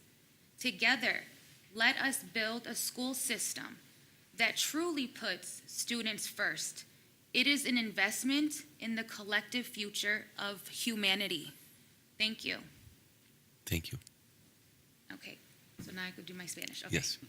Miembros de la Junta Escolar, hoy me dirijo a ustedes como una madre con preocupaciones, líderes de la comunidad y con una pasión para la equidad para todos los estudiantes en nuestra comunidad. El aprendizaje centrado en el estudiante no es solo un enfoque de instrucción, es un compromiso de reconocer y fomentar las habilidades y necesidades únicas de cada estudiante en esta comunidad. La participación de nuestros padres y estudiantes garantiza que las voces sean escuchadas y que la escuela responde con esas necesidades. Tenemos que pensar críticamente en la reorganización de nuestras escuelas con una perspectiva de equidad. Deben de invertir en nuestros estudiantes, en nuestros niños de la comunidad. Al adoptar estos principios, no solo mejoramos a la experiencia educativa, sino que también preparamos a nuestros estudiantes para el futuro. Juntos construyemos un sistema escolar que realmente, un sistema escolar que realmente ponga a los estudiantes primero. Es una inversión para el futuro colectivo de la humanidad. De la humanidad. Muchas gracias. Thank you. Thank you. Okay, this brings us to item number 8, the consent agenda. I will entertain a motion to approve the consent agenda. Mr. Chair, I'll so move. Second. We have a motion by Mr. Bellingham, a second by Mr. Robichaud. We do not have any discussion on this, so Mr. Bellingham, will you please do a roll call? John Bellingham, aye.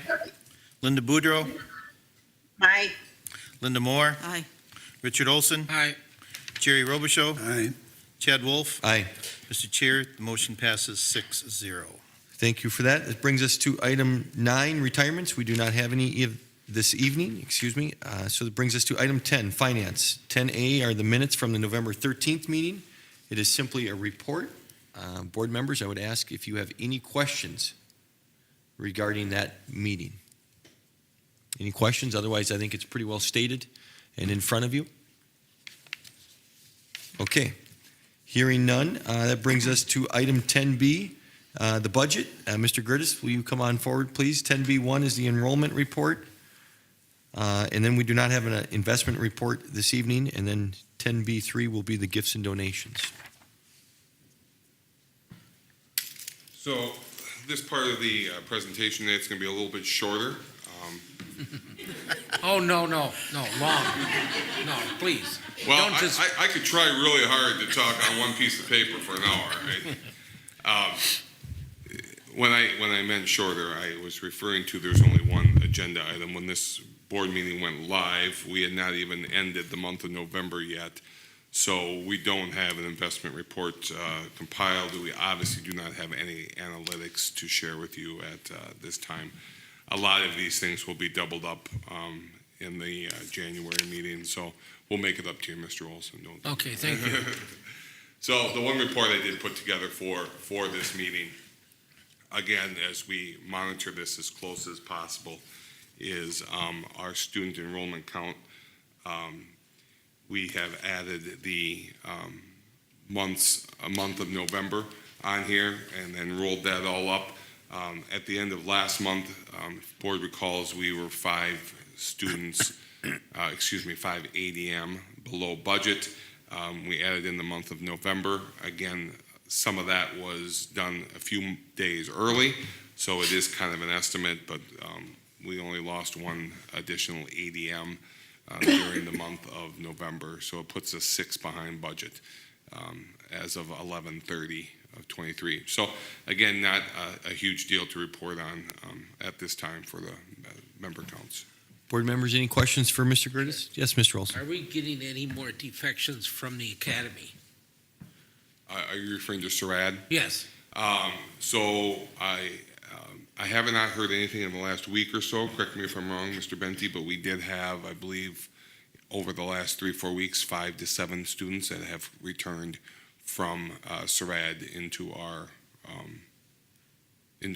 back Do to you our see a schools. trend of 5 a month, or you don't know? There's a guess. I mean, what are you? I would not say there would be a trend of 5 a month, right? That, I don't think that'd be the case, but to your point, that is kind of a Scott guess, right? At the end of the day, I honestly don't know. And I personally have not been out to Sarad now for any food-related things for probably a month now, so I don't know exactly where the state is there.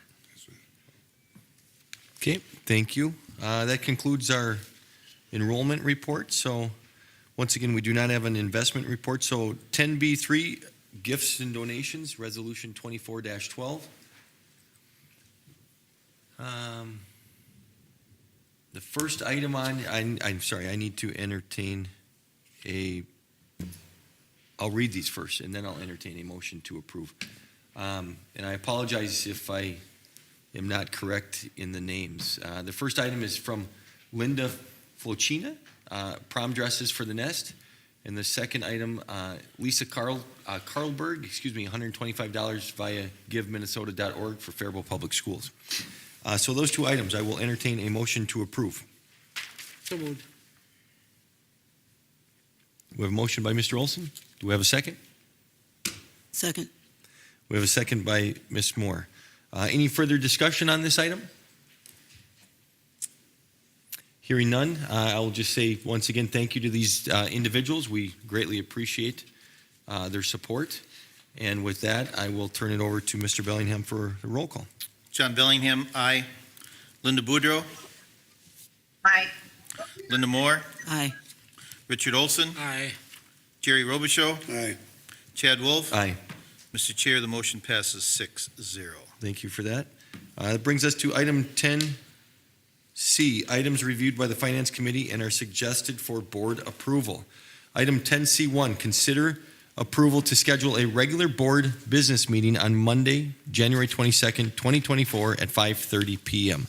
I will entertain a motion to approve. So moved. We have a motion by Mr. Bellingham. Do we have a second? Second. We have a second by Mr. Robichaud. Any further discussion on this item? Mr. Gertis, do you just briefly, or Mr. Gertis or Mr. Benty, just briefly touch on why we're scheduling this here in December and why we're not scheduling it at our organizational meeting in January? Unless you wanted to take it, I don't want to overstep my bounds here. It's all yours. In April of last year, board recalls, they authorized the sale of deferred maintenance, health, and safety bonds in the amount of just south of $11 million for projects across the district. We'll be talking about some of those here shortly at the high school, middle school, Lincoln, Jefferson, and at McKinley. In order to facilitate the sale of those bonds, we need to solidify a board meeting date. If we waited until the organizational meeting, which I believe is on the 8th, and you guys decided to not go with the date we guessed at, we would not have time in order to change the sale of the bonds. It's a very structured process that we kind of have to follow once it's in motion. And so the reason for the request here in November is to solidify that date so then we can start scheduling bond rating calls. There's, surprise, surprise, a lot of paperwork that goes along with doing this, right? Some calls with bond counsel and those things that just have to be done in a set time frame. So that is why the request is before you roughly a month early. Thank you. Board members, any questions regarding this? Ms. Boudreau, any questions regarding this? No concerns. Okay, thank you. Not hearing any. Mr. Bellingham, will you please do a roll call? John Bellingham, aye. Linda Boudreau, Aye. Linda Moore, Aye. Richard Olson, Aye. Jerry Robichaud, Aye. Chad Wolf. Aye. Mr. Chair, the motion passes 6-0. Thank you for that. That brings us to item 10C2, consider approval of the low responsible bid for the middle school HVAC project. I will entertain a motion to approve. Mr. Chair, I'll so move. Thank you, Mr. Bellingham. Do we have a second? Second. Thank you, Mr. Robichaud. We have Mr. Gertis and Mr. Smith here to speak a little bit about this, and then we'll open it up for questions. Gentlemen, the floor is yours. Oh, want me to start? Sure. I didn't know you'd say that. So to Chad's point, first item that we're bringing before you today is the bid results for the project at the Faribault Middle School. Bids were let last Tuesday, I believe the 28th, at 10 o'clock in the morning. We had 5 responsible bidders. Project, again, was estimated roughly at $4.5 million, including all the control work. As you can see here below, our bids came in very favorably on this bid. The add alternate was to even add a little bit of extra work in case we had some money on this project. So our recommendation before you today is to award this bid to Metcon Construction here in Faribault in the award amount of $3.07 million, which is roughly $1.4 million below budget. Thank you, Mr. Gertis. Mr. Smith, do you have anything you want to add to that? No, he said it all. No? Okay. Board members, any questions for these two gentlemen? There's additional fees on this, right? Yes. So, yeah, that's a good point, Mr. Olson. So, again, this is project costs. This does not include a lot of the soft costs for design fees and professional fees, inspections, and all the things that we have to go through in order to get this done. Those numbers are roughly, I don't have it exactly in my head, but the tune of about $250,000 on top of this. Okay. Thank you. Board members, any questions or comments before we do a roll call? Ms. Boudreau, any questions or comments?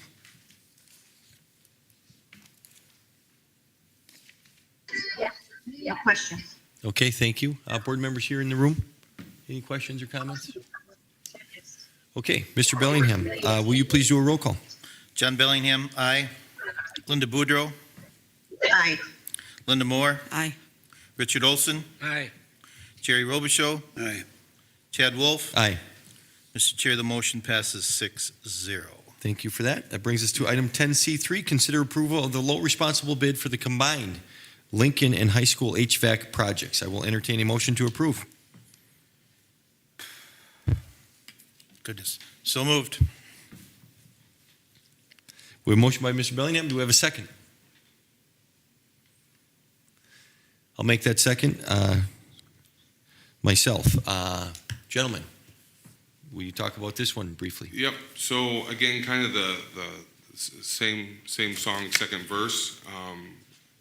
The project again was bid on Tuesday the 28th at 11 o'clock in the morning. Again, we had the same 5 bidders.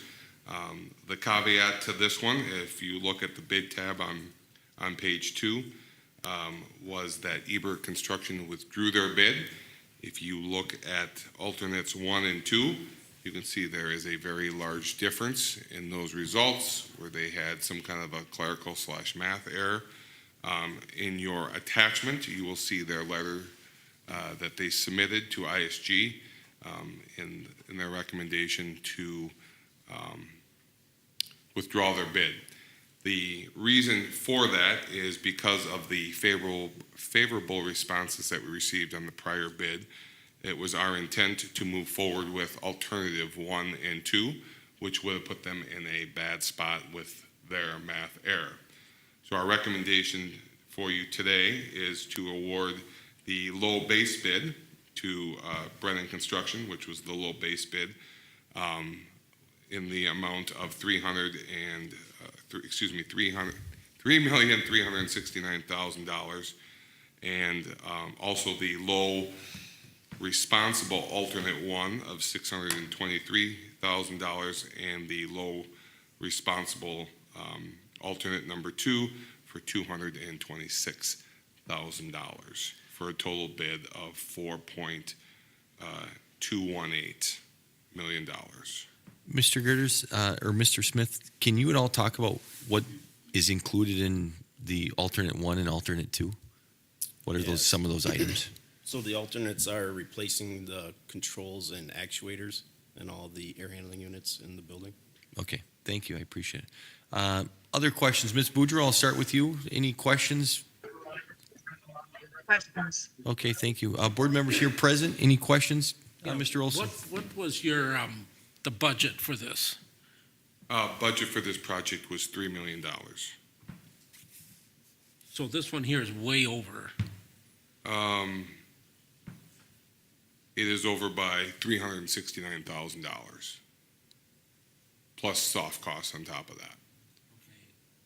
So if that's way over, I guess that's roughly 10 to 15%.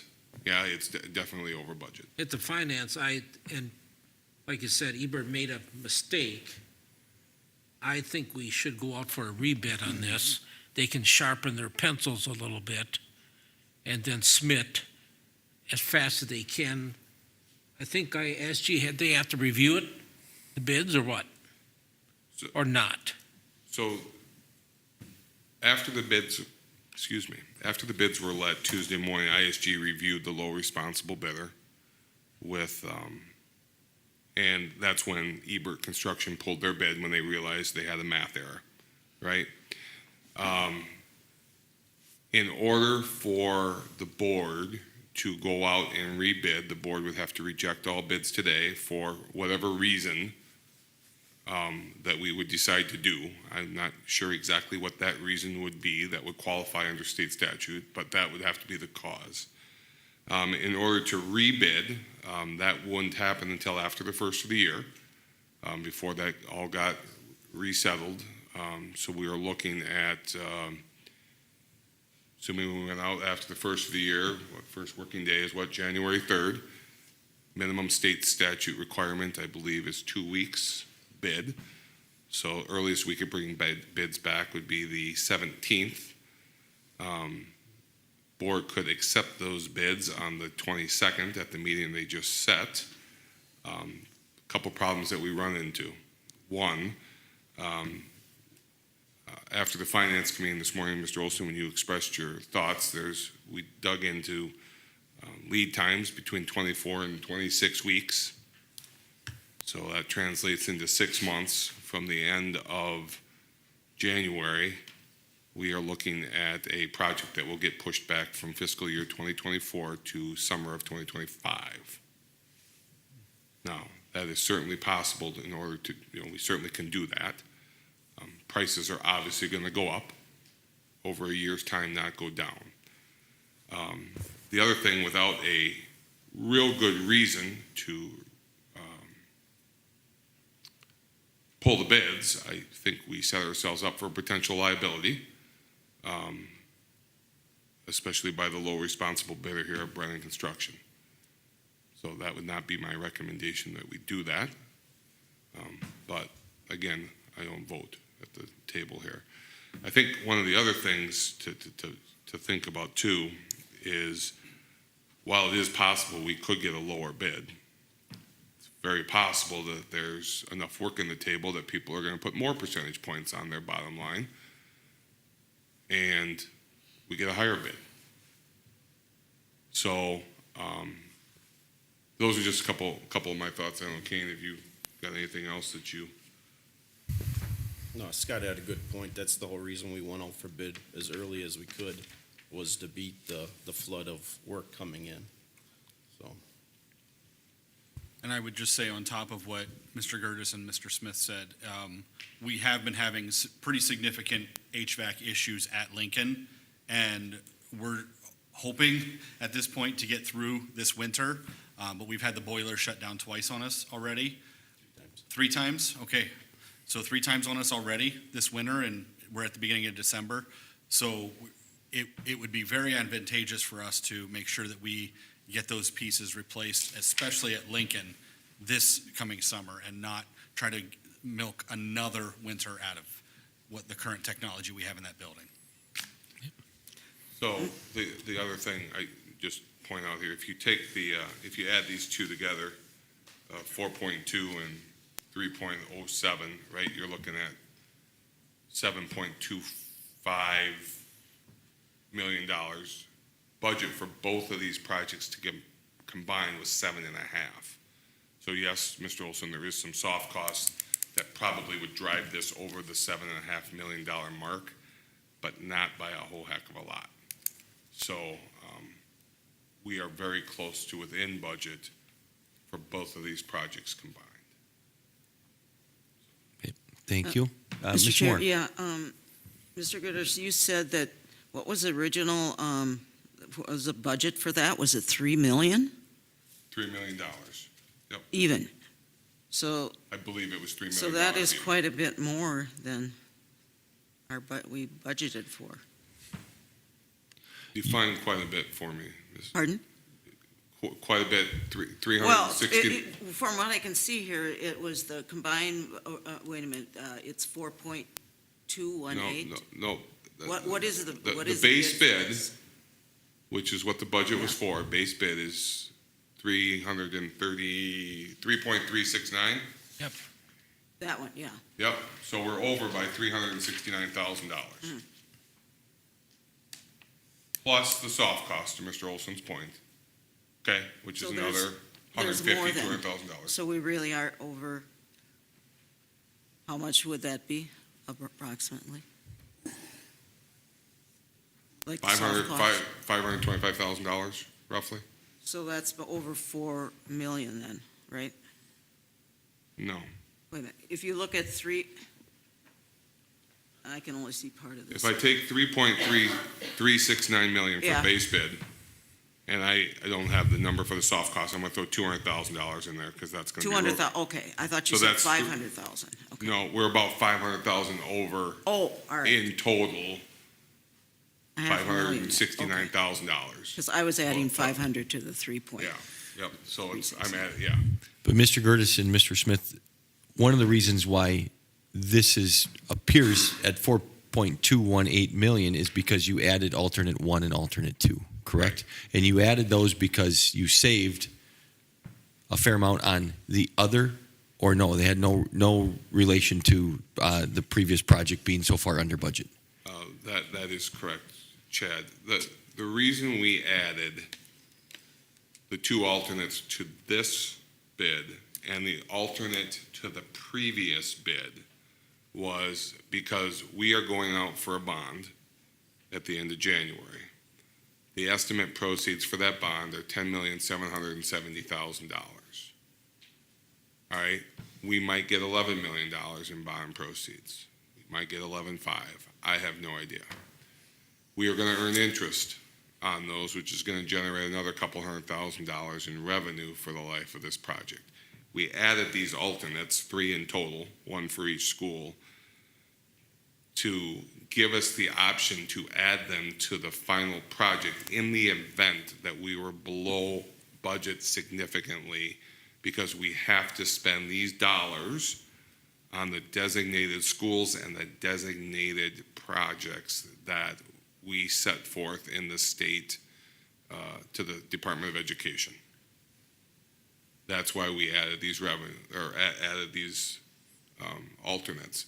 Now, if the board chooses not to go with the alternates for any of these projects, we'd have to undo what you just did here a second ago, right? And we could go with the base bid for both.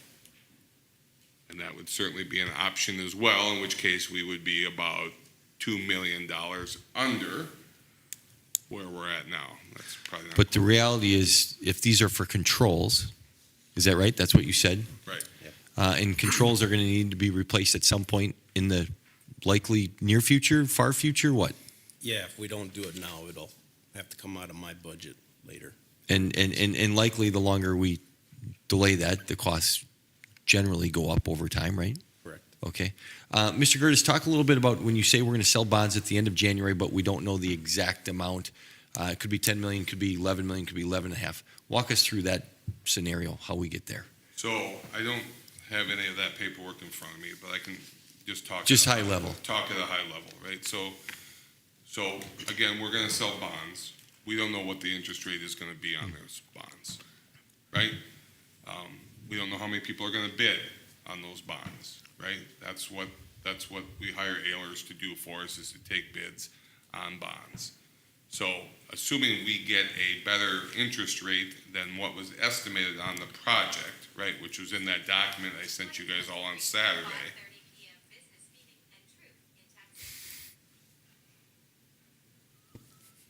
Wasn't me. What the hell?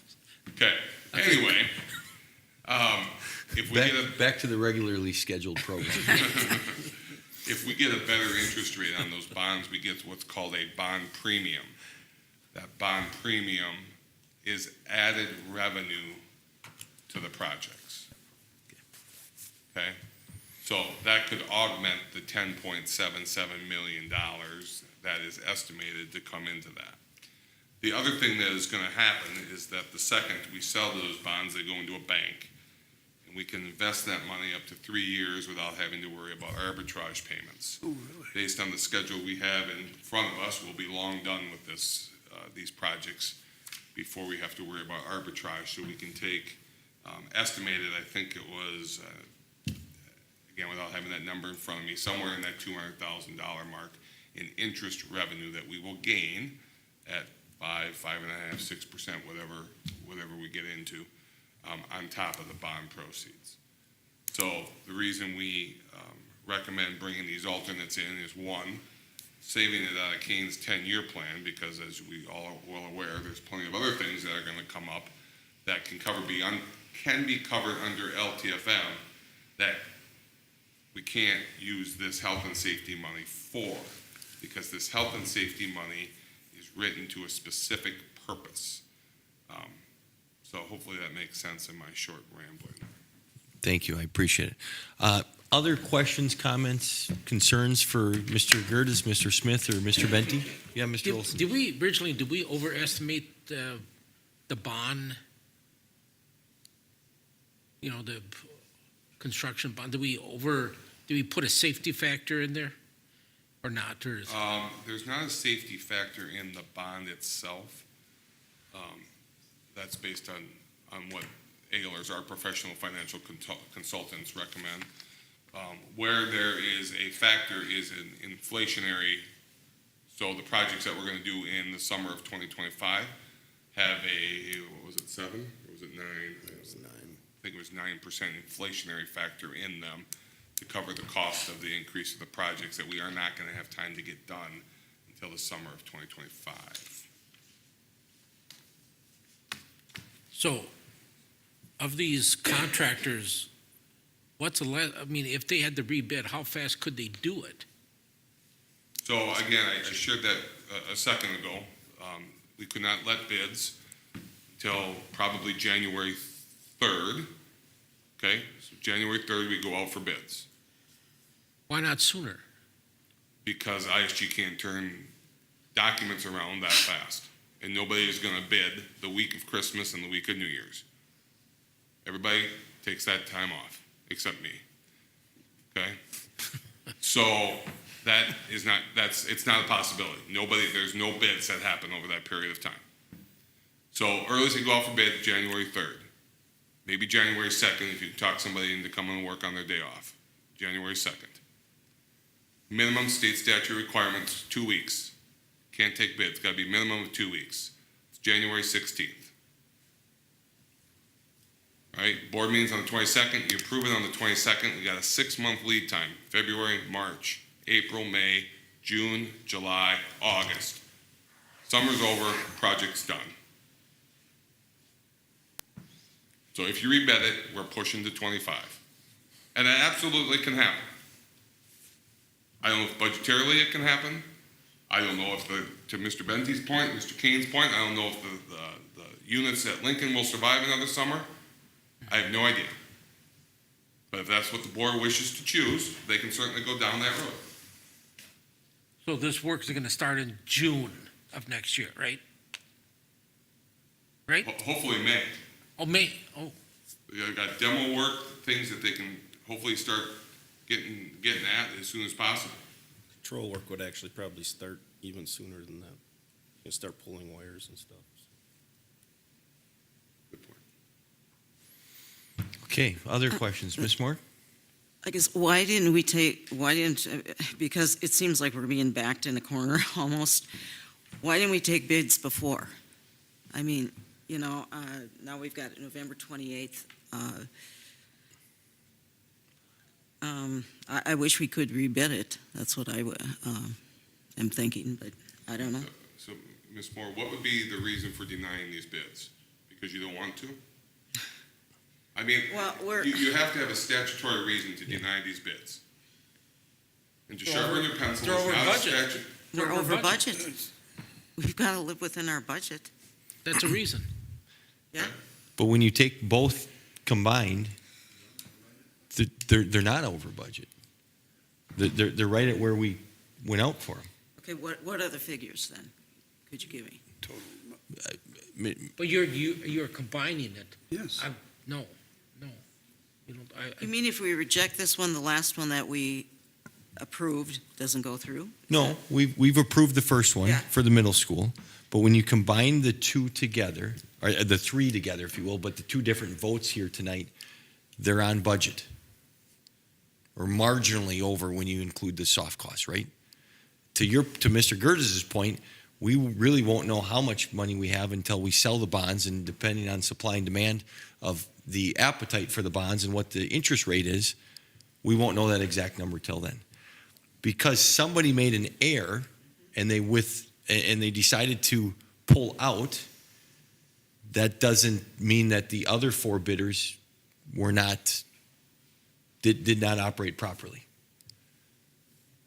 So if there's something else here, maybe I'm missing something, but to me, we move forward as presented, and we get these done, and we get the work started ASAP. Mr. Chair. Yeah, Mr. If Robichaud. I can just comment. There's no legitimate reason from the discussion I've heard tonight why we should reject that bid for this particular project. Over budget, we can talk about that, but I would almost say that if we reject it and rebid it, we're probably going to come in, as you said, Mr. Gertis, higher bids 2 or 3 months from now, which delays the process in and of itself. So to reject these, we're rolling the dice on getting a higher bid. Then are we going to reject them again? And then we're going to rebid. And we're going to come back, and are we going to reject those and come, it's 2 years before we get to the project. So I think we move ahead and go on with the projects as they're outlined. Ms. Boudreau, do you have any questions or comments?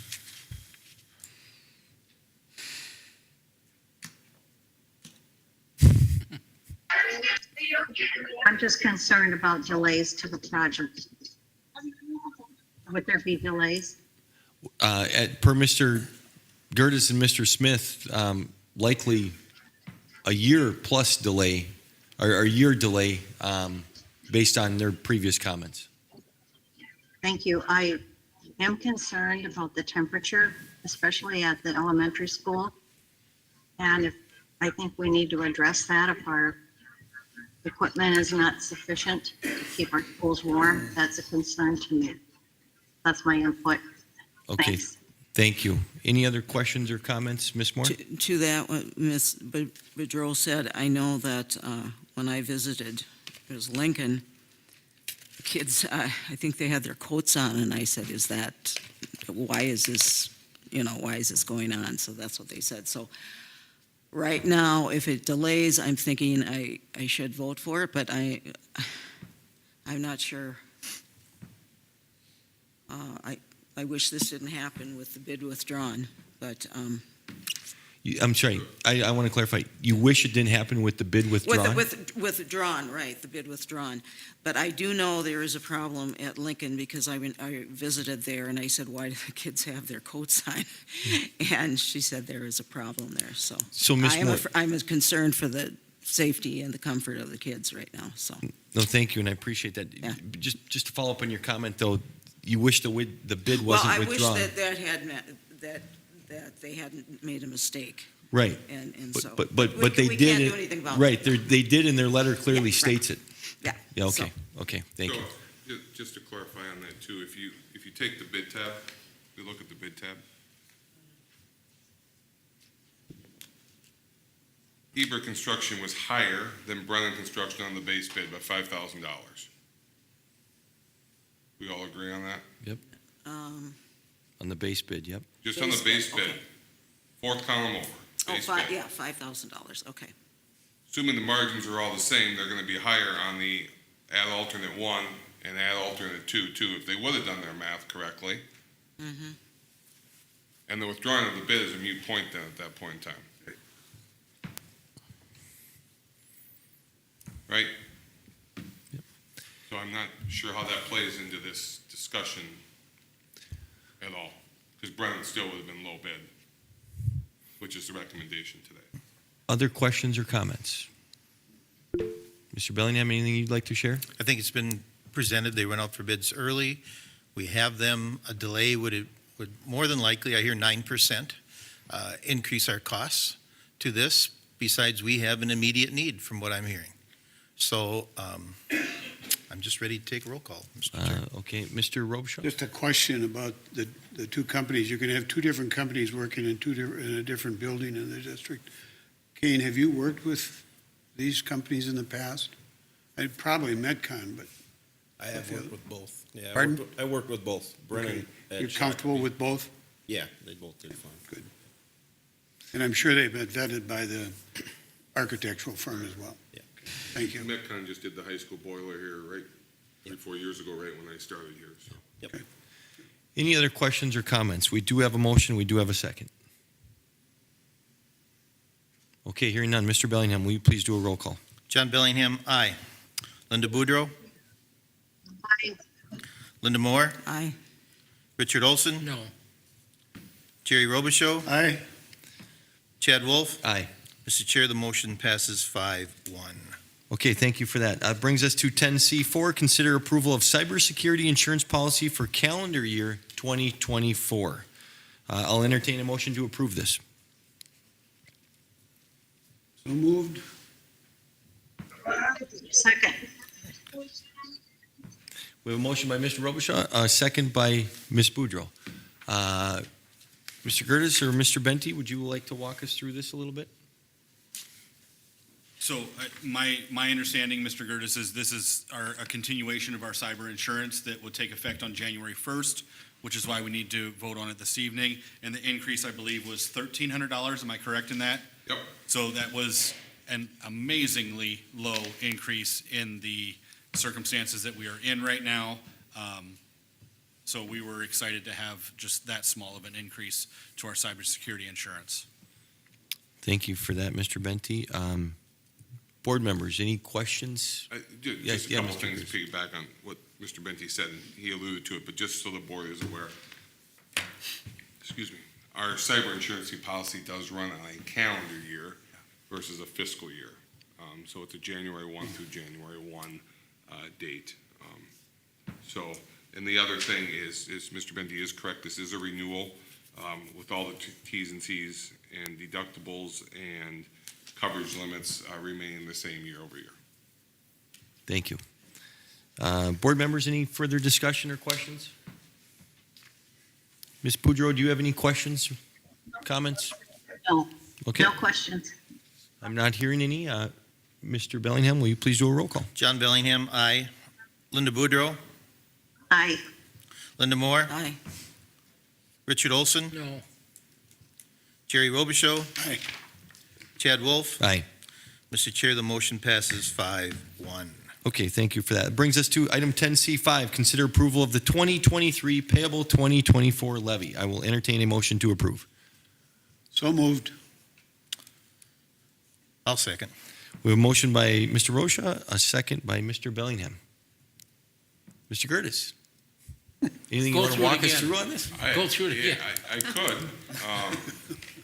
Again, this is just the action item, Yeah. right? To officially adopt the 2023 pay 2024 fiscal year 2025 property tax levy for the Faribault schools. No, thank you. To the dollar amount that was listed in the document of $12,255,243.41, I believe.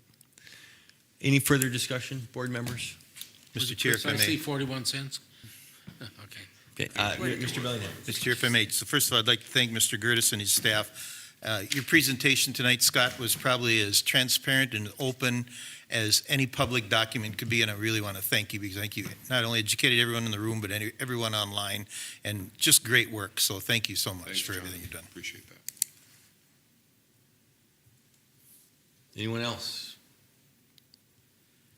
Mr. Gertis, I think we all echo that.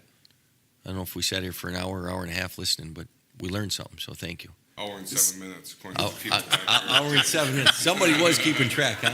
Ms. Moore?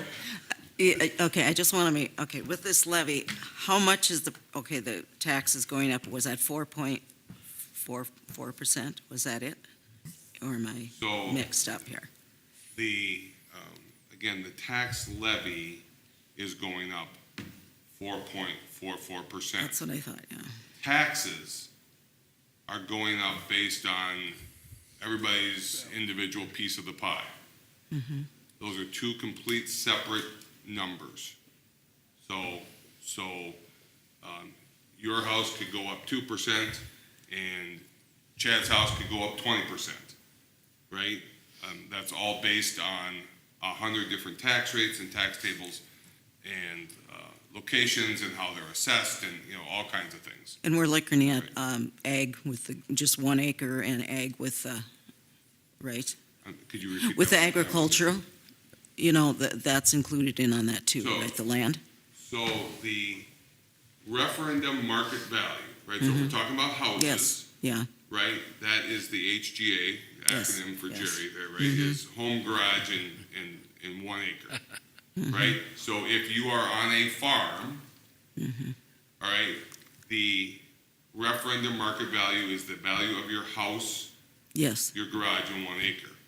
Base for the referendum market value. Right. If you are going to base whatever categorical aid on net tax capacity, then you have two pieces of a pie. You have the HGA as one Yes. piece, and you have all the actual agricultural land above and beyond that 1 acre as a piece number 2. Right? So any of you here that have farmland, you get more than one statement in the mail.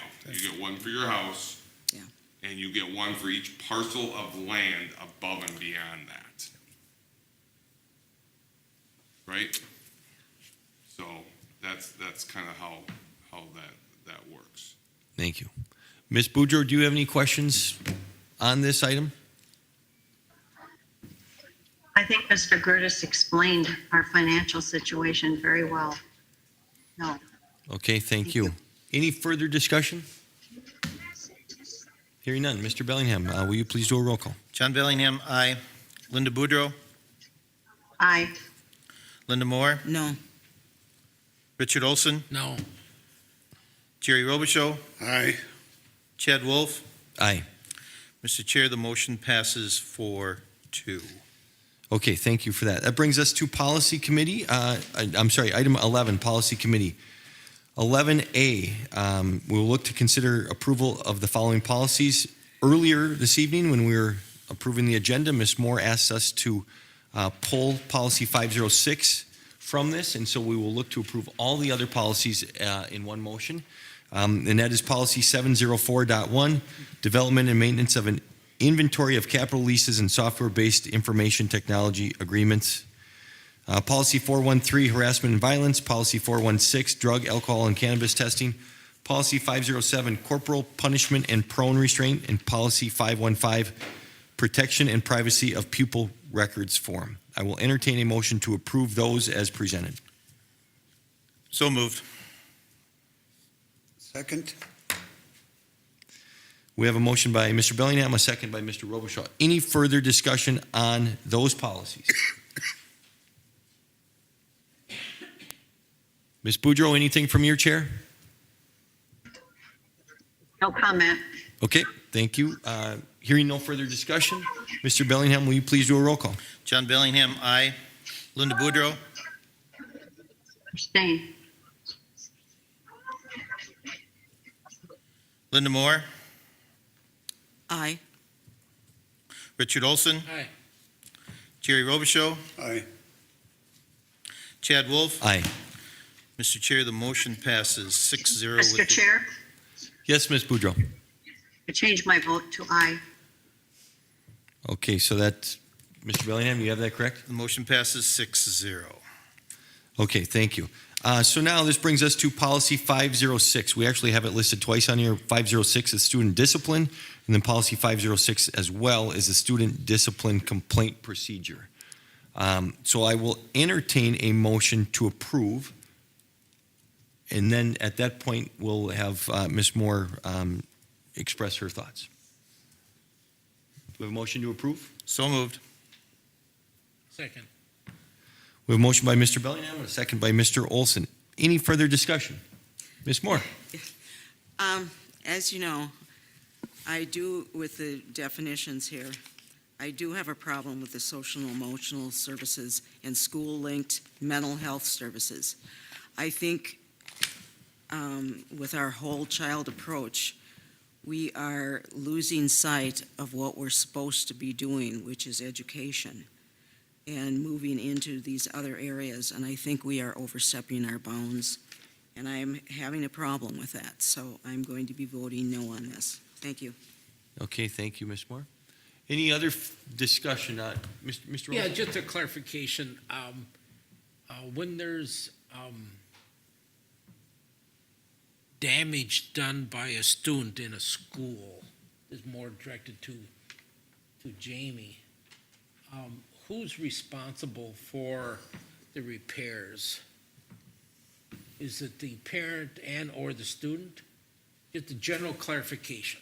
Are you asking about the physical repairs to the building, or are you asking about restitution? Both. The school district is required to physically repair anything that is damaged to make sure that it is safe for students to occupy and use.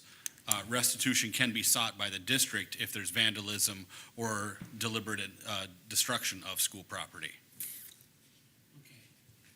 Because my concern with the, very specific at the high school, vandalism in the boys' bathrooms. So if there's vandalism, the school is responsible to clean it up, but there can be, the students and families can be charged a restitution fee. Could be or will be. That is When up you to, find out. that is up to the discretion of the administration in that building. Wonder if you could follow up with that with the principal on that, to open up the bathrooms. Okay, I would probably need, I mean, it would be based on specific incidents. Yeah, vandalism, and then they're locked. Then they can't be used. So maybe it makes sense, Mr. Maybe. Olson and Mr. Benty, you guys Yeah. discuss this offline, because it's not truly, this situation isn't really related to this policy 506? I just brought it up. Yep. Yeah, okay. Yep, but you guys Just me and discussed Jay, that. yeah, thank you. Yep, okay, so thank you. much. Any other discussion? Yeah, Mr. Robichaud. We do have a motion already on the floor, right? Yes, yes, by Mr. Bellingham and a second by Mr. Olson. Okay, it's question to the, Ms. Moore. Could you elaborate and explain what your opposition is to social and emotional learning and mental health?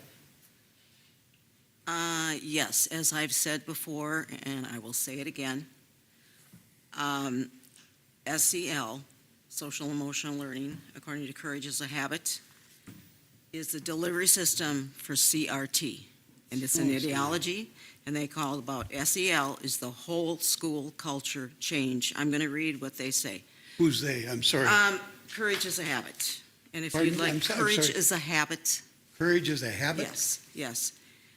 The whole school culture change disguised as mental health, a multi-billion-dollar industry that manipulates your child's survey data to justify more evidence-based woke policies in your school. And so I keep saying this, and I'm going to keep saying it, and as long as, and we are not focusing on what we should be doing as a school district, we should be focusing on education. And just within our, and I will repeat this, according to the Minnesota report card, math has been, we're at 17.6%. In Mr. Chair, in this is not germane to the 2019, motion. we were 34.7%. It's not part of the motion. This is not germane to the motion, Mr. Chair. Okay, Point of very good, I call the question. Let's vote, Okay, 'cause we're not going to agree. we had to call the question. So now, to call the question, Mr. Bellingham, help me out. We need to vote on it, so. It requires a second. Do we have a second to call the question? Is it my turn? Sure, it can be. But right now, Ms. Boudreau, just so I want to make sure you're hearing correctly, we had some dialogue back and forth between Mr. Robichaud and Ms. Moore, and then Ms. Moore called the question. So I'm now looking for a second to call the question. Second. Okay. That stops any discussion. We need to vote on that? Yes, we do. Okay, so now we need a full Requires- vote on that. though. Requires 2/3. 2/3 to call the question. Okay, Yes. so now I'm entertaining, I'm sorry, because Ms. Boudreau's on, we'll do a roll call vote on to call the question. So Mr. Bellingham, will you please do a roll call? Certainly. John Bellingham, Mr. aye. Chair, Yes, Ms. Boudreau? may I ask a question Debate is before ended. the roll call? Well, if it's regarding calling the question, unless it's a procedural item. I see. Okay, so this is calling the question? Correct. We're voting on calling the question. So Got if your question is on the procedure, I'll entertain that No. question. If it's about something else, we're going to get to the roll call of the calling the question. Very good. Mr. Bellingham, So, roll call for calling the question. John Bellingham, aye. Linda Boudreau, Aye. Linda Moore, Aye. Richard Olson, Aye. Jerry Robichaud, No. Chad Wolf. No. Mr. Chair, the motion passes 4-2. You voted yes to call the Yes, I question? Okay, okay. Okay, so now we've called the question, so it's end of discussion. So we do have a motion by Mr. Bellingham. We do have a second by Mr. Olson. And once again, this is to approve policy 506. So we've ended discussion. So, Mr. Bellingham, will you please now do a roll call for the approval of policy 506? Thank you. John Bellingham, aye. Linda Boudreau, Aye. Linda Moore, No. Richard Olson, No. Jerry Robichaud, Aye. Chad Wolf. Aye. Mr. Chair, the motion passes 4-2. Okay, thank you for that. That brings us to item number 12, other matters.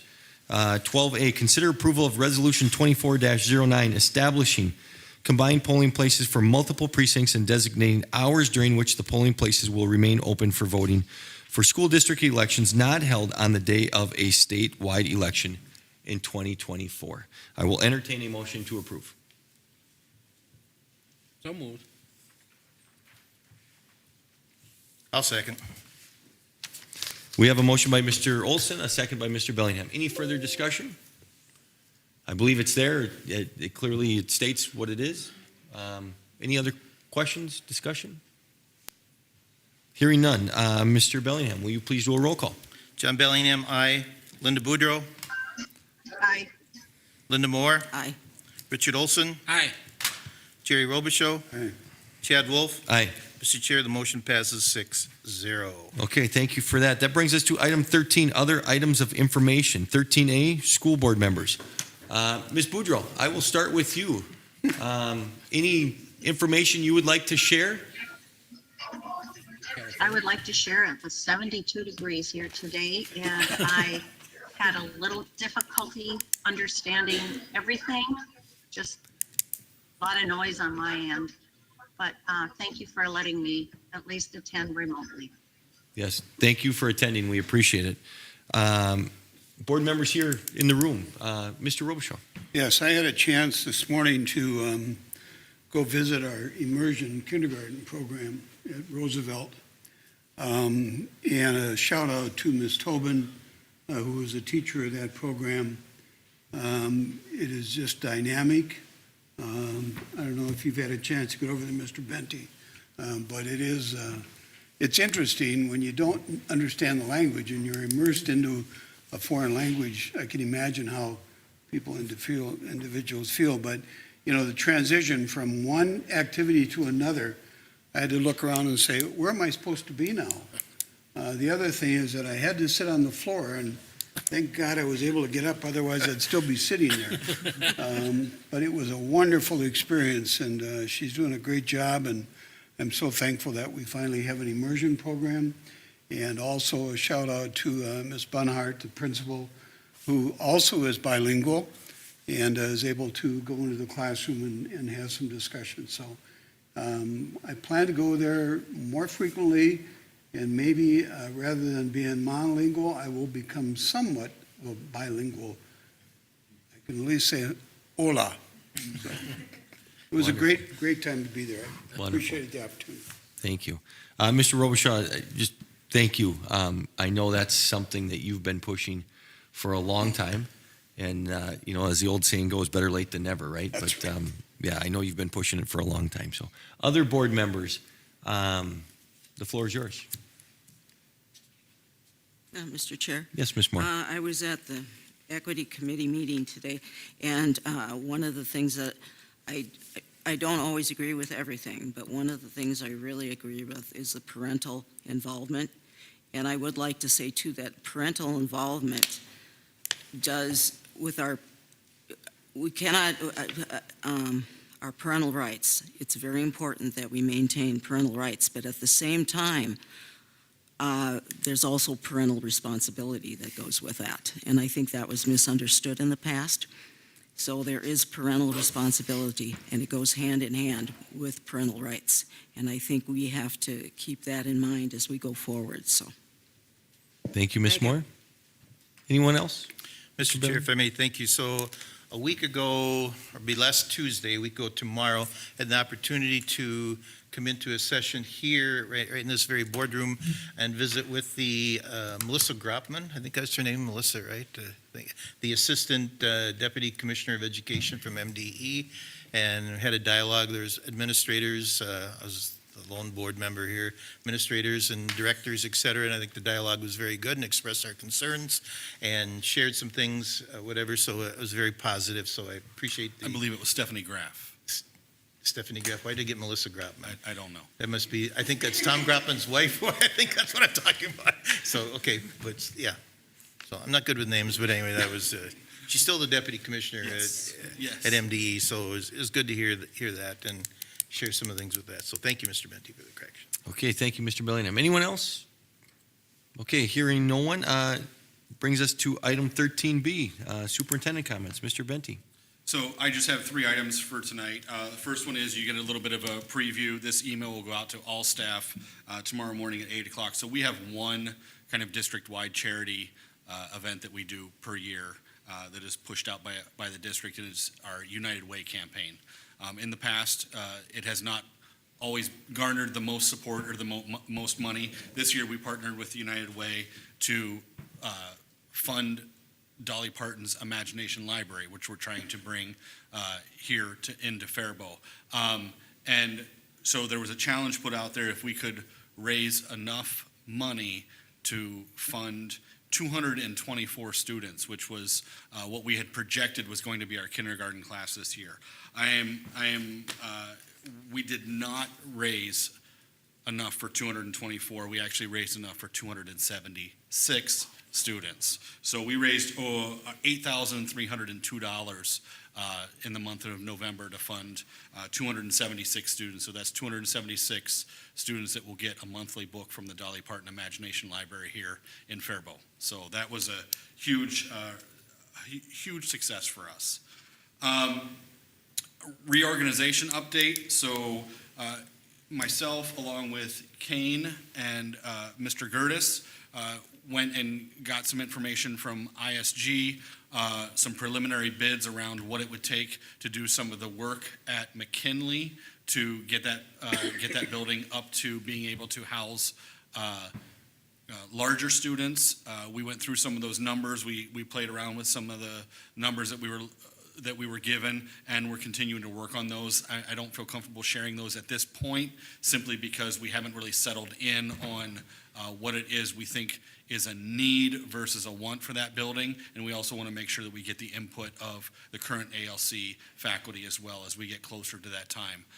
Also, we want to be cautious of getting too far out in front of the board as well, because you'll be making a decision on that in January. So, but work continues looking at that building. And then busing, we met with Faribault Transportation to talk about what the busing boundaries would look like. They said not to hold them to this, but they believed that there would be no additional buses that would be needed for us to do the reorganization piece. So they believed at this point that would not be an additional cost, but they were going to go back and run some more models and figure that out for sure for us, because they met with us last week to get some information from us. And then the final thing is, I do want to address, I thank Mr. Chair for having a moment of silence this morning. Unfortunately, it is incredibly painful to say, but we did lose one of our elementary students over the weekend. It was a student that was at Lincoln Elementary. We made sure that today our entire teaching and learning team went into that building and made themselves available to step in and sub in classes in case teachers needed to step out. There was a meeting that was led by our social workers and our principal in that building at the beginning of the day. I'm not going to lie, it was a rough start to the beginning of that day in there. Lots of tears, but I will say that our staff in that building really stepped up. They helped our students. They explained pieces to them. We made sure that they had a common message that they sent out, and things from my point of view were very well done. A huge shout out to our social workers across the district who descended upon that building today and got into the classrooms that they needed to get into to help those teachers and help cover some of the really sensitive pieces that we needed to talk about. So that was just a testament to not only our social workers and our director, or our teaching and learning staff, but also to Janet Muth, who also had this plan in place. This was something that her and I had discussed about a year ago, whether we should put this in place, and she put it in place. So when I got the call on Sunday that this had happened, we were able to quickly put things in place that we needed for Monday morning. So, it's a very, very tough situation for our district to be in. I hope that the family is able to pull through this, and we will be there every step of the way for them as well. So, Mr. Chair, that is all I have. Okay, thank you. This brings us to item 14, dates to remember, information only. December 5th, 2023 at 3:45 p.m. Policy Committee meeting. January 8th, 2024, 5:30 p.m. is the board organizational meeting. January 22nd, 2024, 7:30 a.m. is the finance meeting. And January 22nd, 2024, 5:30 p.m. is our next business meeting. With that, that brings us to item 15, our adjournment. I will entertain a motion to adjourn. So moved. We have a motion by Mr. Olson. Do we have a second? Second. We have a second by Ms. Moore. Any further discussion? Hearing none, all those in favor, please signify by saying aye. Oh, yes. I'm sorry. A roll call. We can't leave quite yet, everyone. Roll call. John Bellingham, aye. Linda Boudreau. Aye. Linda Moore. Aye. Richard Olson. Aye. Jerry Robichaud. Aye. Chad Wolf. Aye. Mr. Chair, the motion passes 6-0. Thank you for that. Everyone, we wish you happy holidays, safe travels, and that concludes our meeting. Thank you.